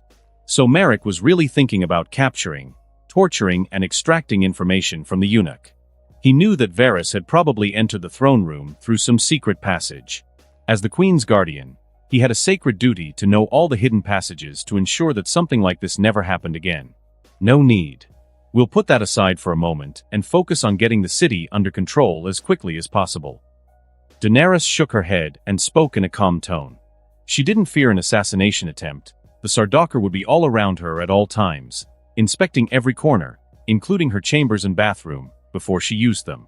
Although reluctant, Merrick nodded. "I gave you a chance, but you chose to die. So be it. Die while I watch the light in your eyes go out." Daenerys Targaryen spoke, looking at the nobles who refused to bend the knee. Looking at the nobles without fiefdoms and the wandering knights, Daenerys spoke with a calm tone, "Kneel or die. There is no third option." Her lilac eyes regarded those men with indifference. While the people were dying, these people just locked themselves in their mansions and ignored everything that was happening in King's Landing. In her eyes, these people were leeches, parasites of King's Landing, always enjoying the benefits of the city, but giving nothing back in return. In short, A bunch of ungrateful and petty people, greedy for money and political power at court. Hearing Daenerys' words, most of them didn't hesitate to kneel. They had no choice, or they would die. Daenerys' eyes focused not on the people who knelt, but on those who remained standing. There were 5 men of different ages. The oldest didn't look a day over 30. The others were younger, though equally resolute in their actions. Carl looked at the Mad King's daughter and smiled mockingly. Your father killed mine, burning him alive just to satisfy his sick pleasure. I'd rather die than kneel to the daughter of my father's murderer. The other men had similar backgrounds. Each of them had lost relatives burned alive by order of the Mad King. How could they kneel before Daenerys? Daenerys narrowed her eyes, but did not immediately order the execution of these men. I don't like my father any more than you 5 do. What he did is unforgivable and never will be, but I'm not my father and I definitely don't like burning people. I don't like burning potential allies, to be exact. Daenerys added this phrase in her mind, but obviously didn't say it out loud. Perhaps, being a Targaryen, seeing people die under the flames of dragons was especially beautiful and satisfying. Will you put the sins of the father on the children? Daenerys asked in a calm, cold tone, looking at those men who had lost loved ones on her father's orders. Carl opened his mouth, but no words came from his lips. In the end, he shook his head and spoke with a calm but resentful tone. It doesn't matter. You are the daughter of the Mad King. Perhaps you inherited his madness. As the daughter of my father's murderer, no matter what you say, you're just as guilty for having such a mad and sinful bloodline. Daenerys' eyes were completely devoid of emotion as she heard the slanderous words of the man before her. She felt an unconscionable fury bubbling up in her chest, ready to explode at any moment. If there was one thing she was proud of, it was her lineage, her noble Valyrian lineage, which had created one of the most powerful empires the world had ever seen. Although she didn't agree with slavery, she still admired the civilization from which House Targaryen originated. Honestly, Daenerys wanted to order them to build a funeral pyre and burn those people alive, so that they would learn never to dare say such words again. But she couldn't. If she did, she would be showing everyone that she was just as mad as her father. She could imagine the goodwill she had just won from the people of King's Landing disappearing overnight. Taking a deep breath to calm her murderous tendencies, Daenerys spoke with a tone devoid of warmth. Merrick, capture these men and then hang them in front of the people. Let them tell what happens to those who dare slander House Targaryen. As he said this, his eyes focused on the wandering nobles and knights, causing those men to shudder. They couldn't imagine that such a young girl was capable of deciding someone's death with such ease. How could they know that Daenerys grew up with a constant sense of danger, living a childhood locked in rooms, not daring to go out because of assassination attempts? Even so, the girl experienced one assassination attempt after another. This made Daenerys unlike any other girl her age. If there was anyone more determined among Rhaella, Visenya, and Daenerys, it was Daenerys herself.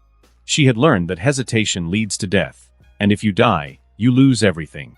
Letting out a sigh, Carl looked at Daenerys with a calm gaze as the guards in golden masks grabbed him and his companions, dragging them out of the throne room. None of them begged for their lives. There was only resentment in their gazes, as if they hated the fate they were about to face. Turning her gaze to those present, Daenerys spoke with a cold tone. I don't care how, but you're going to distribute food until the supplies from the Reach arrive. If I hear you've raised prices, you'll become dragon food. She needed to warn those greedy people, or the price of food would skyrocket to absurd levels, making it impossible for commoners to buy food. If that happened, the blame would fall not on those merchants, but on herself. And once that happened, riots would break out and her image and that of House Targaryen would be further tarnished. This was completely unacceptable, so Daenerys felt she had to warn and threaten those people severely. Fortunately, the greediest merchants had already been killed by hungry people and thieves the previous nights, which saved her a lot of trouble. You may leave and remember my words. Valyrian has been especially hungry recently. Daenerys spoke with a menacing tone, without hiding the threat in her words. Those nobles, who weren't even considered minor houses, nodded quickly, without any hesitation. They were greedy for gold and political power, but they valued their lives above all else. When everyone left, Daenerys' eyes focused on Montford and Orain. Lord Valerion and Lord Waters, I have a mission for you too. Both men straightened up and looked at Daenerys, sitting on the Iron Throne, with respect and fear. They had heard what the queen had said to these men earlier, and knew that the young woman was especially decisive when it came to killing. We will probably be attacked by the militant faith and the fanatics of the sparrows. I want you to wait for the right moment to surround and kill these people. A cold smile outlined Daenerys' beautiful lips. Montfort swallowed hard at the queen's words. They weren't just attacking some noble house or organization, but the largest religion in Westeros. For more than 6,000 years, the faith of the Seven had remained strong and intact while entire kingdoms disappeared into the river of time. The only time it suffered significant losses was with the arrival of House Targaryen in Westeros. Before that, no matter how arrogant a king was or how large his army, no one had ever dared to even think about taking on the faith of the Seven. Now, knowing that they would attack the faith inside King's Landing sent a shiver through Montfort's body. He could imagine the chaos that would spread across the continent. The people would be furious, and the faith of the Seven would gather a veritable army of believers to march on the capital. Just as Montfort was about to try to persuade Daenerys, Owain beside him knelt down and spoke with a firm, confident tone. "Don't worry, my queen. I will kill your enemies and make sure they die in the most painful way possible."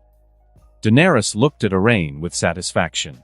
Having a loyal dog who would do her dirty work without hesitation was truly gratifying. She knew the consequences of her actions, but she also had Enar's permission to continue the purge. Aware that she had to reward and punish appropriately, Daenerys spoke in a gentler, more encouraging tone.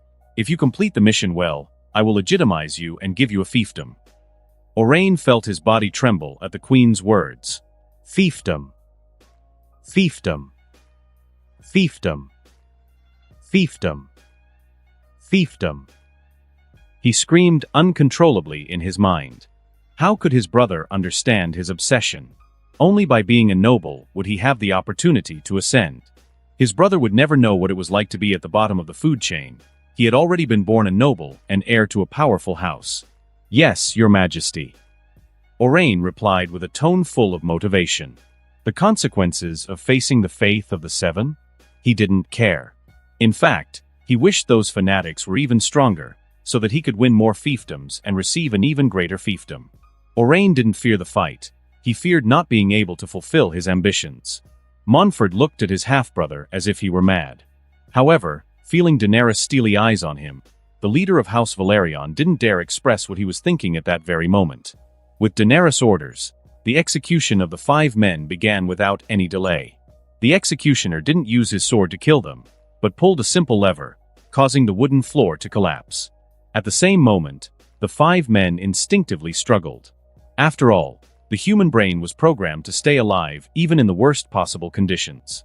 Even though these men had accepted death, their bodies didn't, and they tried desperately to breathe.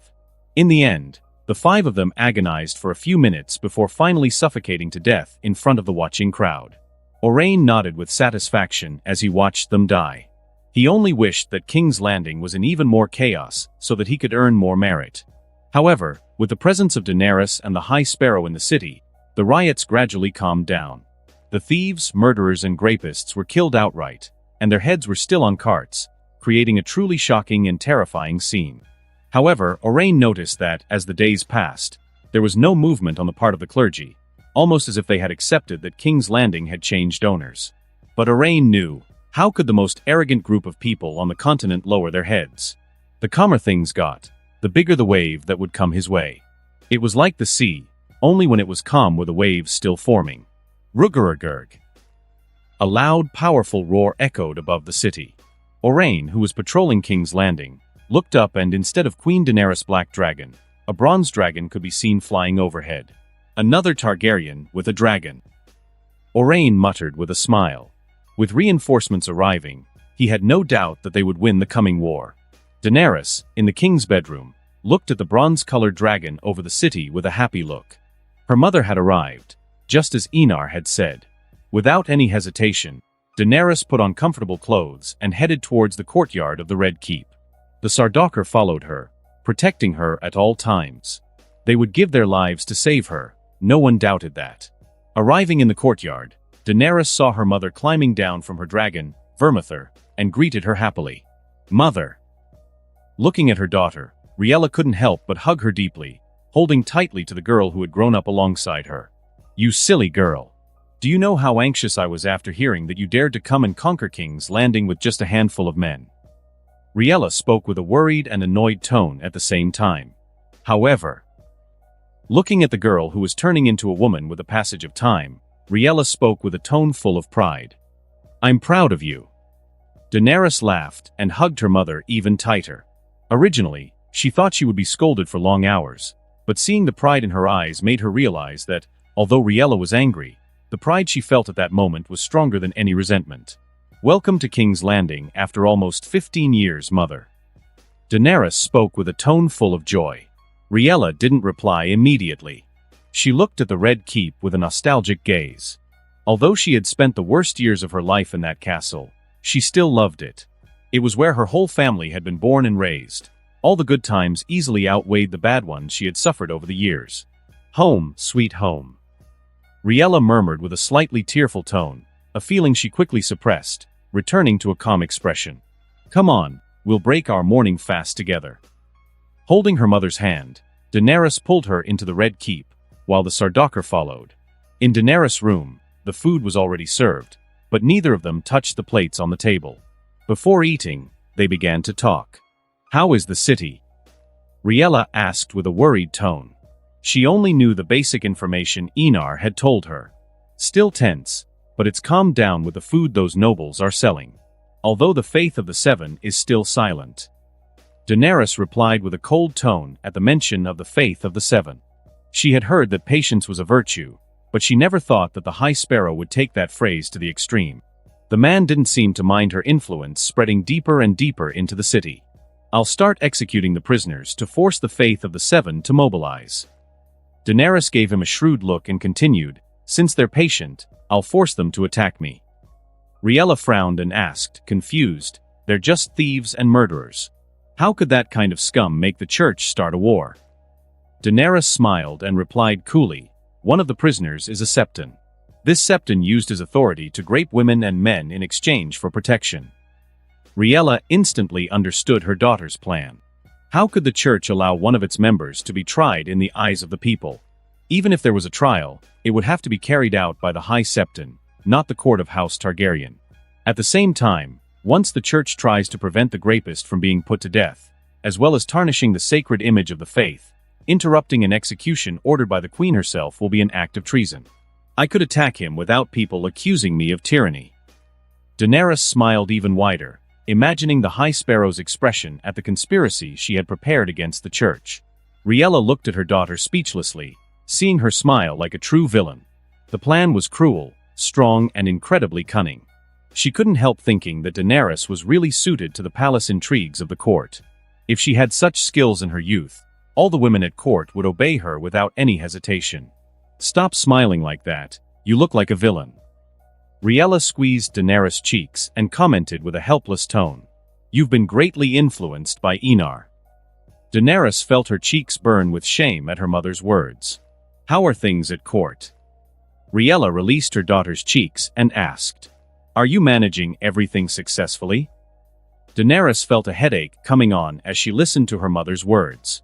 Remembering how many things she had to do to manage a city of 500,000 people, she wished that Enar would win the war as soon as possible so that she wouldn't have to deal with so much bureaucracy.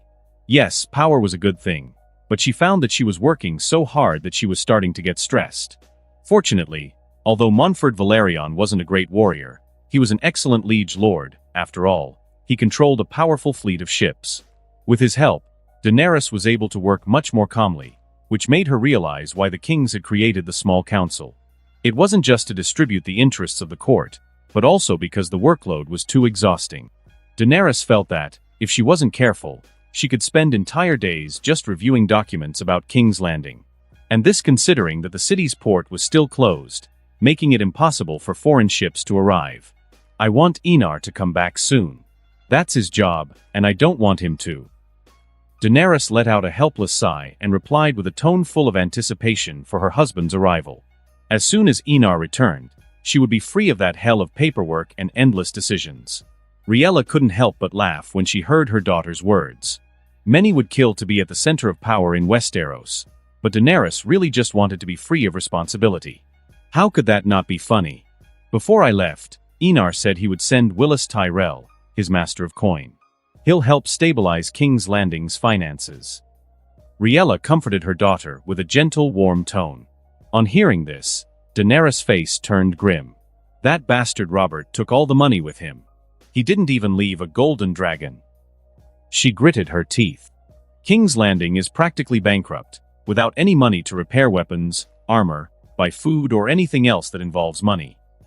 If Robert were standing in front of her now, Daenerys felt like she could devour his flesh and drink his blood. 90% of her problems came from a lack of money. If it hadn't been for that, she could have calmed the situation much faster. Riella wasn't surprised. After all, they were enemies. How could Robert leave money to be used by the enemy? Let's eat, Riella said, changing the subject to ease the tension in the air. Daenerys nodded and began to eat, talking to her mother with a big smile on her face. In the square in front of the Great September of Baelor, Daenerys was sitting on a chair next to her mother, watching the people huddle below. A smile appeared on her lips. The execution of the Septon was about to begin, as was the spectacle she had prepared especially for the Faith of the Seven. "What do you think will happen, Mother?"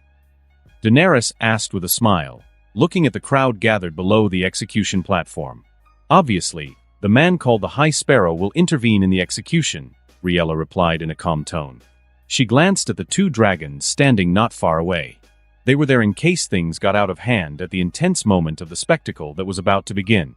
At the same time, around 3,000 soldiers surrounded the square, all ready to retaliate at any sign of mutiny on the part of the Faith of the Seven. Daenerys nodded and didn't hide the smile on her lips. She was really looking forward to cleansing King's Landing of those damned arrogant, cruel and murderous Septons. Every brother, sister, cousin, or any other relative had to be avenged. No matter what, she would make the Faith of the Seven regret ever having existed. But if there was anyone in the world who hated the Faith of the Seven even more, it was Riella. Only a parent knows the pain of losing a son or daughter. All the sons and daughters who had died before her, all the miscarriages she had suffered. She remembered each one. The memories were so vivid that she could never forget her dead sons and daughters. Riella considered herself a cold and controlled woman, because if she had the explosive temperament typical of the Targaryens, she would have ridden into Vermithor and flown to Old Town to set fire to the whole town, reducing it to ashes until no one was left to tell the tale. All to avenge his sons and daughters. So if there was anyone who wanted the Faith of the Seven to dare move, it was Riella herself. The pain, hatred, and resentment bubbled up in her chest, threatening to explode at any moment. And when they did, everyone would see what a truly furious woman was. While Daenerys and Riella talked, Owain brought the chained Septon to the execution platform. To make things even more dramatic, Daenerys had ordered the Septon to wear extremely expensive and luxurious clerical robes, highlighting the extraordinary status of the man who was about to be beheaded. And honestly, the crowd's reaction to seeing the Septon beautifully dressed was shocking, to say the least. In the eyes of the people, the Septons were servants of the gods. How could such noble people commit crimes? As he placed the Septon on his knees on the ground, Owain smiled and drew his sword. He looked at the crowd and declared loudly, "This is Marsty Norse, Septon of the Great September of Baelor." He was caught red-handed for murdering and graping men and women. "I am Septon of the Great September of Baelor. I will not be judged by human laws." Marsty shouted loudly. The man, who was about 50 years old, had never been so humiliated in his entire life. Not even the nobles dared to be so arrogant in front of him. "I will not be judged in the court of incestuous abominations and their demonic servants from hell on another continent." Looking at Daenerys and Riella, Marsty shouted even more angrily at the situation he found himself in. Daenerys looked at the Septon with a bored expression. "You should read more. Repeating the same offenses makes the insults rather boring," she said in a calm tone, her eyes staring at the kneeling man with a sarcastic look. Marsty's face took on an expression of pure anger, so much so that his skin reddened slightly, showing how furious he was. "However, you are wrong about something," Daenerys continued. "The laws of men must be respected by all men. You have abused your position, deceived men and women, committed abominable acts, and you will pay for it like anyone else. Your status as a Septon won't make the slightest difference now. You will die like the nobles who were hanged. The laws must be followed, so that others like you fear to think of committing any crime." Daenerys finished with a cold, calm tone. The people heard her words and cast different glances at the young queen. If before everyone had admired her strength, at that moment they began to admire Daenerys herself. Crime. Marsti seemed to hear the funniest thing in the world. No one has ever judged a Septon. You won't be the first, you incestuous little whore. Merrick, who until then had remained motionless, glared at the man who had dared to insult his queen. Without hesitation, he approached with a whip and struck it against the Septon's back. The whip, made of leather and treated with salt, was not only powerful, but also inflicted extreme pain. Arg! A painful groan escaped Marsti's lips. The luxurious robes tore at her back, and the whip struck her skin squarely, leaving deep red marks, with blood oozing from the wound. Pig, be careful with your words. My queen must not be dishonored by a worm like you, Merrick said, looking at the man who was screaming in pain. I'll kill you. Marsti growled through clenched teeth. He could feel the extremely strong burning in his back. He had never been humiliated so much in his life. Merrick sneered. Did the man really think he would still be alive after that day? Begin the execution, Daenerys ordered, turning her gaze to the Great September of Baelor with an excited expression. She had made sure that the execution took place in front of the Great September to encourage the faith militant to act quickly. However, even at that moment, the temple gates remained firmly closed. There wasn't even a guard watching the place. I refuse to believe that these people will stand idly by before the execution of one of their important members, Daenerys muttered, looking at the Great September of Baelor with a calm gaze. Begin the execution. She didn't hesitate to decree the start of the sentence. Rising from her chair, Daenerys spoke aloud, I, Daenerys of House Targaryen, in the name of King Enar of House Targaryen, first of the name, King of the Undulls, the Royners and the First Men, Lord of the Seven Kingdoms, Protector of the Realm. She paused briefly before continuing, I sentence you to death for the crimes of murder and rape. Then, looking at the man, she asked with a sarcastic tone, last words. Marsti spat on the ground and spoke with contempt, I doubt you'll dare kill me. Your damned government will collapse like all the kingdoms that dared to fight against the faith of the Seven. Orain. With no patience to continue listening, Daenerys sat down again. Orain didn't need to be a genius to understand the order. Without any hesitation, she forced the Septon to place his head on a log and held his sword firmly. Marsti scoffed and didn't resist. He simply couldn't believe that Daenerys would have the courage to kill him. After all, he was the Septon of the Great September of Baelor, the second most influential man in the Faith of the Seven, second only to the High Septon in Old Town. With that status, he was sure that girl wouldn't be bold enough. Suddenly, however, Marsti felt an intense but brief pain. Just then the world seemed to spin. Confused, he looked down and saw a headless body that looked familiar. As darkness engulfed his consciousness, he was still trying to understand why that body seemed so familiar. But then everything faded away. Even in his last moments, he never imagined that Daenerys would be insane enough to declare war on the faith of the Seven with such an act of blasphemy. Orain lifted the Septon's decapitated head, a discreet smile on his lips, and handed it to Daenerys.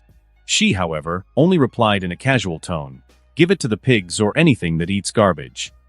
Yes, my queen. Orain replied respectfully, raising her head so that the crowd could see her. The spectators were still stunned by the Septon's clean and swift execution. This is the final fate of sinners, Orain murmured in a gentle tone, although his eyes revealed a cunning glint. With still no sign of any reaction from the faith of the Seven, Daenerys' face became increasingly grim. She really hadn't expected those people to be so patient in the face of an event that could tarnish the church's reputation. But seeing that there was no movement inside the Great September of Baelor, Daenerys' mood turned cold and murderous. Since you don't care, I'm going to take your lands, cancel the tax exemption, and increase the tributes to the church even more. She muttered, gradually creating a second plan to force the faith of the Seven to rebel publicly. Climbing a relatively high hill, Enar looked at the huge twin castles on either side of the green fork of the Trident.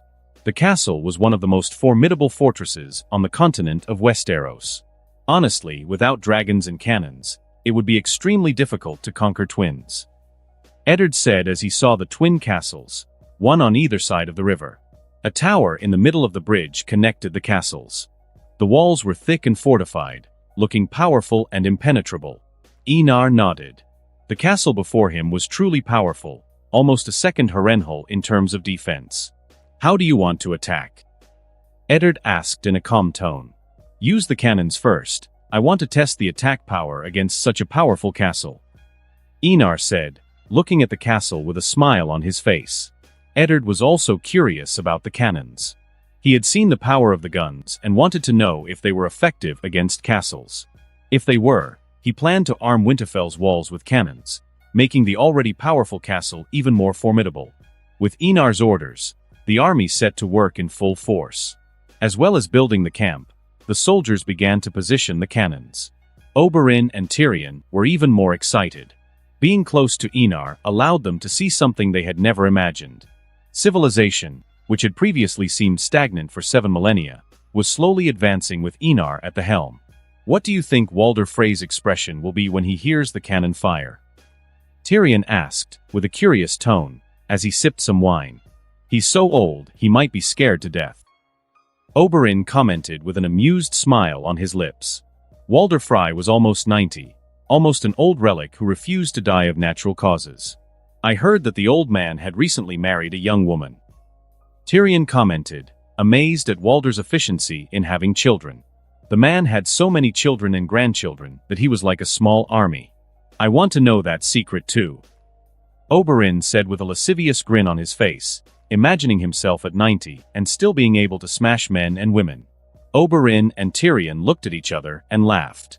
Looking at their smiles, they're talking about women. Arianne commented with an amused smile at the sight of the two enemies turned friends. Well, that's our father. Obara said, looking at the dwarf and his father chatting happily, even though they were at war. Nymeria shook her head as she deftly moved a dagger between her fingers. The most important thing is to focus on the war. Our father has already legitimized us with the victory at Hay Castle. Now we have to earn merit to receive fiefs from King Einar. Hearing Nymeria's words, Obara and Tyene didn't know what to feel. They had never imagined that they would have legitimate status after so long living as bastards in the eyes of all Westeros. Have you chosen the name of the noble house yet? Arianne asked curiously. She was happy for her friends. Only nobles could have armies, and armies meant power to protect themselves in the future. The three girls looked at each other and shook their heads, expressing that they hadn't thought of anything like that so far. I'll help. Arianne said with a smile, looking at the three women with a helpless look. Others would be thanking the gods if they were legitimized, but the three women seemed in no hurry to create a noble house. While the women were talking, Titus and Sigismund appeared next to Einar. Both were tall and powerful, veritable mobile fortresses. No one doubted the power of these men. Messiah. They both greeted Einar. Looking at his first primarchs, Einar nodded with satisfaction. Has the mission been completed? He asked, even though he already knew the answer. The two primarchs wouldn't return if they hadn't completed the mission. Yes, all the blood has been saved and is waiting to be used by the Son of Light. Sigismund, who was bald and had a robust, angular face, replied with a serious tone, incredibly calm and firm. Einar flashed a smile and said, "Thank you for your hard work. For the blood spilled and saved, it's enough to turn 300 people into super soldiers." Einar muttered to himself. It wasn't a large number, but if you compare the combat effectiveness of these 300 men, they were equivalent to 2,000 or 3,000 ordinary soldiers. A smile appeared on Einar's lips. He realized that he was rushing too fast. It was only the beginning of the war, and he wouldn't be short of blood to complete the blood ritual on his soldiers. However, he knew that the Empire could never stop expanding. The blood of sentient life was necessary for the blood ritual, and he couldn't simply sacrifice the human race. So, in the future, foreign races would be the focus of expansion. Honestly, if the enemy didn't have armies in infinite hordes, Einar wouldn't want to embark on limitless expansionism against the other races of the known universe. But without the blood needed for the ritual of the Astartes warriors, the empire of humanity would be defeated in the face of the warp's endless hordes of demons. Titus and Sigismund. Einar looked at the primarchs and spoke with a cold tone. "When the attack begins, I want you two on the front line." "Yes, my emperor." Titus and Sigismund beat their chests and spoke aloud. There was no hesitation or any other unnecessary sentiment, just the mission and nothing more. Leda looked at them both with envy. Although she considered her duty to protect the king sacred, she also wanted to go to war. However, She knew that her duty was more important than anything else. Still, he couldn't help the feeling. On the other side, inside the twins, all the sons, daughters and grandchildren of the Lord of the Crossing were gathered in the Great Hall. Note, Walder Frey has around 35 sons and daughters, not counting his grandchildren. And that's not including the unknown bastards. Sitting behind a table, calmly eating and drinking, Walder Frey, the Lord of the Twins, kept a cold, calculating gaze. Father, King Targaryen's army seems to be camping on the hill in front of the castle. They don't seem to have any intention of entering the castle. And Hosteen Frey hesitated to continue. Speak up, you incompetent fool. Walder asked impatiently. There are no coats of arms of houses Charlton, Arrynford and Hay. There's no sign of Stevrin, Emmon or Enys either. When Hosteen had finished speaking, a heavy silence spread through the hall. All eyes were fixed on Walder Frey. Chewing the meat in his mouth, Walder narrowed his eyes. There was an almost uncontrollable fury reflected in them. He already knew that Enar had not come to accept his surrender. As for the fate of Stevrin, Emmon and Enys, it was obvious. Their children were dead. Send a messenger. Tell him I allow his army to cross the twins into the Riverlands. Walder said with a cold and extraordinarily calm tone. The probable death of his eldest sons caused no great stir in his emotions. He was almost 90, and few things could make him lose his temper. The death of his children was not one of them. At the same time, Walder had completely given up on the plan to poison Enar and his family. All he wanted now was for the enemy army to leave his domain. He didn't dare even think about fighting. If houses Charlton, Arrynford and Hay were not with King Targaryen's army, then they had been defeated and destroyed. Walder didn't have an army and could only rely on the castle to defend himself. But the other side had dragons, and he didn't want to become the second Harrenhal. He had worked too hard to raise House Frey to its current status to simply commit suicide by facing dragons. Yes, father. Hosteen replied loudly and hurried out of the Great Hall. However, 30 minutes later, Hosteen returned holding a letter and handed it to Walder Frey. Opening the seal with a knife, Walder read the contents of the message. He couldn't help but notice that the letters were written in blood. There is no surrender for traitors. Death awaits you and all your lineage. Signed, King Enar of House Targaryen, first of his name, King of the Undulls, the Royners and the First Men, Lord of the Seven Kingdoms, Protector of the Realm. Walder read aloud, his tone cold and chilling. Prepare for war. He ordered, rising from his chair with a look of fury that was simply frightening. I will resist until the Crown Army arrives to confront House Targaryen, he muttered, his gaze as cold as the death that lurked within him. Fire! A soldier shouted while covering his ears. The next second, explosions rang out, making the ground around the cannons seem to shake. Good. Good. Good. Round iron projectiles were fired, accompanied by loud, powerful and frightening sounds. The cannonballs tore violently through the air, hitting the castle walls with ferocity. Chunks of stone flew off, revealing craters where the shots had hit. The power is very good. Tyrion commented, watching the consecutive attacks on the walls from afar. He couldn't help but admire the blacksmiths who had invented such weapons. He could see that this was only the beginning. In the future, even more powerful weapons could be created, and this brought him a feeling of unreality. Was this really a power that humans should control? But then he laughed at his own naive thoughts. As Enar had said, humans should have the power to choose to self-destruct, instead of leaving that fate in the hands of other beings. Tyrion agreed with the king's words. Humanity could be extinguished by humans themselves, but never by other beings. Perhaps that was human arrogance talking, but he believed it deeply. Imagine these weapons on warships. Besieging a coastal city like Lannisport will be as easy as deflowering a young woman in love. Oberyn commented next to Tyrion, with a cold smile. Although the city had a ring of high and powerful walls, with these weapons he could cut a hole in the fortification and begin the invasion without any difficulty. Although the cannons are powerful, their accuracy is less than that of an arrow fired by an archer. With the waves, accuracy will drop even further, making it very difficult to hit a stationary target, such as a wall.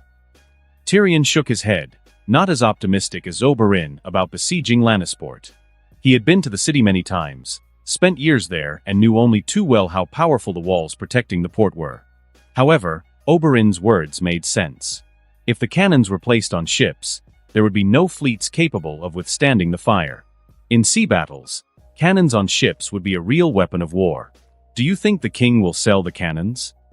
Oberyn asked in an undertone. He really wanted such weapons protecting Sunspear. Would you give that power to your vassals? Tyrion didn't answer directly, and instead smiled as he asked his friend. Never. Oberyn didn't hesitate to answer. It was impossible for him to give cannons to the vassals of House Martell, especially as some noble houses were quite ambitious. Although he knew it was impossible to get the cannons, it didn't hurt to ask. Although the power of the cannons isn't enough to penetrate the walls, the people inside the castle must be terrified. Oberyn changed the subject, flashing a cold smile as he watched the two majestic castles. In the first round of attacks, a cannonball directly hit a man on the ramparts. Oberyn personally saw the man simply explode into a mixture of blood, organs, and bones.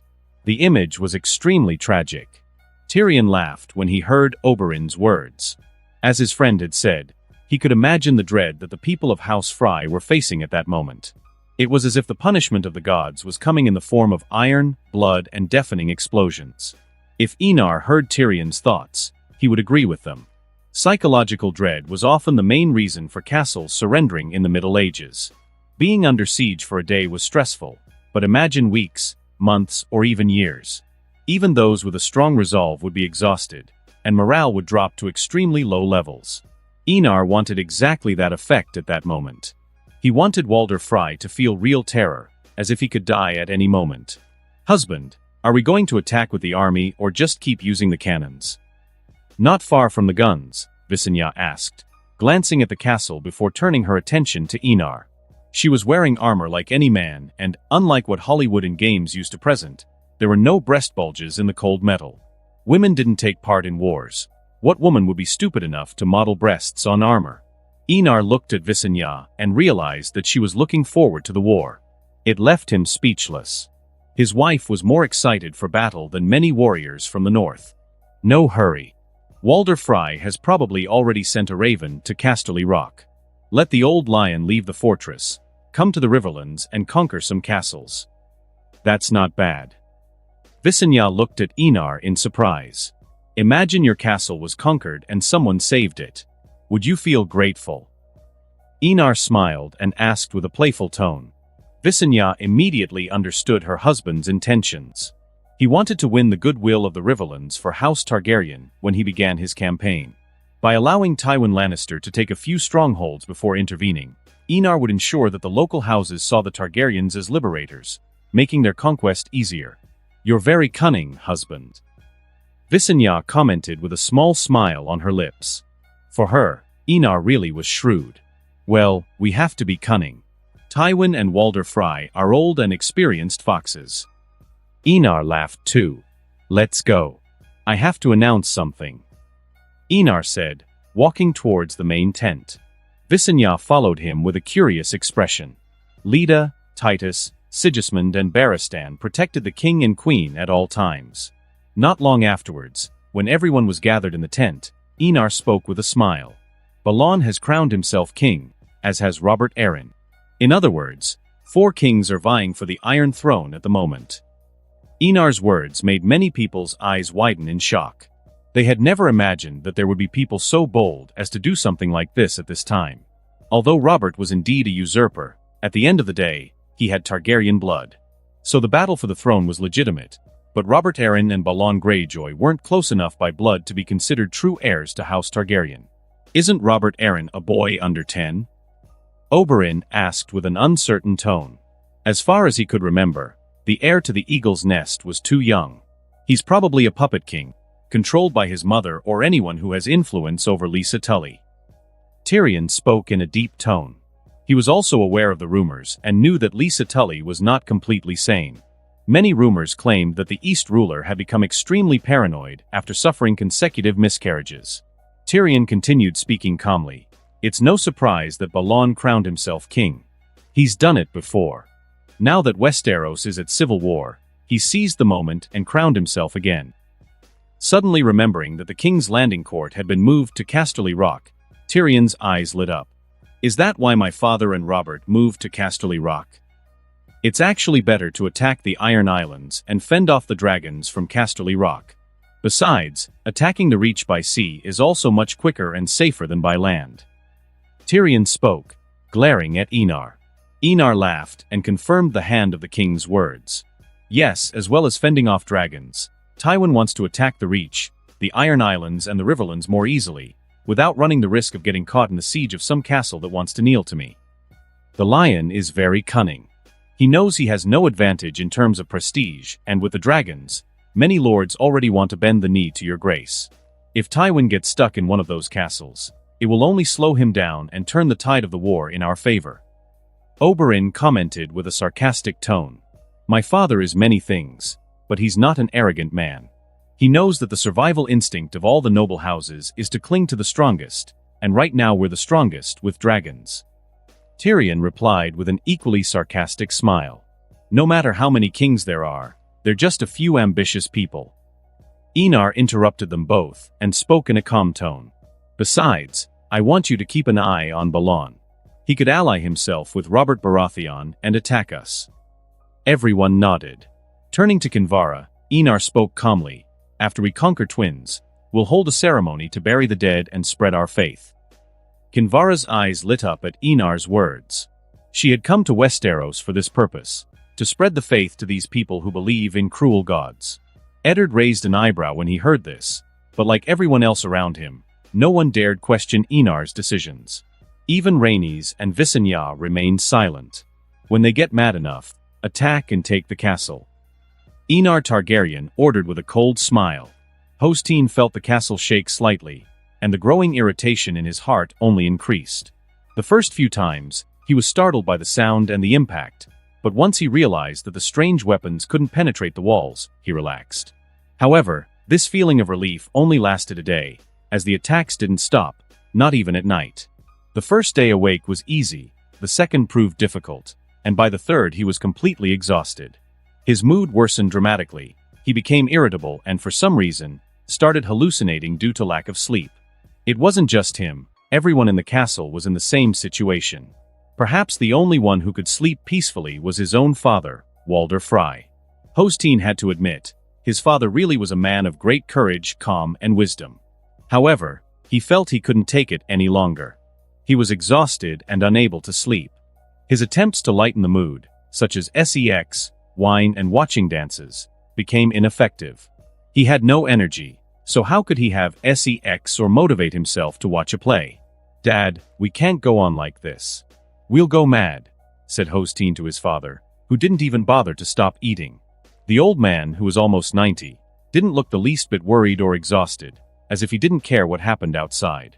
You're as disappointing as Stevrin. Stop acting like a frightened woman and calm down, said Walder in a calm, cool tone. His eyes looked at his son with dissatisfaction at the scene. Since we haven't been reduced to ashes yet, the Targaryen king wants to conquer the twins with his army. But it's not so easy to break through one of the most fortified castles in Westeros, Walder commented, biting into a chicken leg with a sarcastic smile. As soon as he finished speaking, thunder rang out and the castle shook again. However, Walder showed no concern.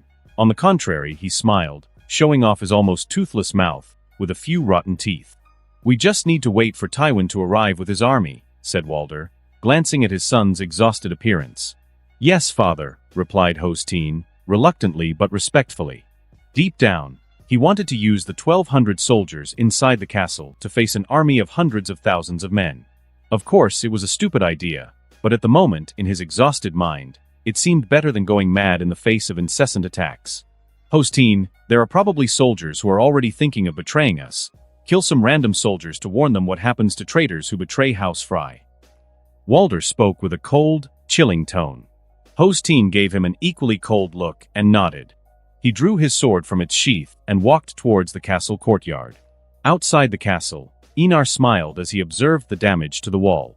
Craters could be seen everywhere. The power of the first versions of the cannons was satisfactory. These were the twins, one of the most fortified castles in Westeros. Not just any castle, and even so, the damage to the wall was significant. Any other weak castle would have fallen before 3 days of being bombarded by cannons. "Brother, when are we going to enter this castle?"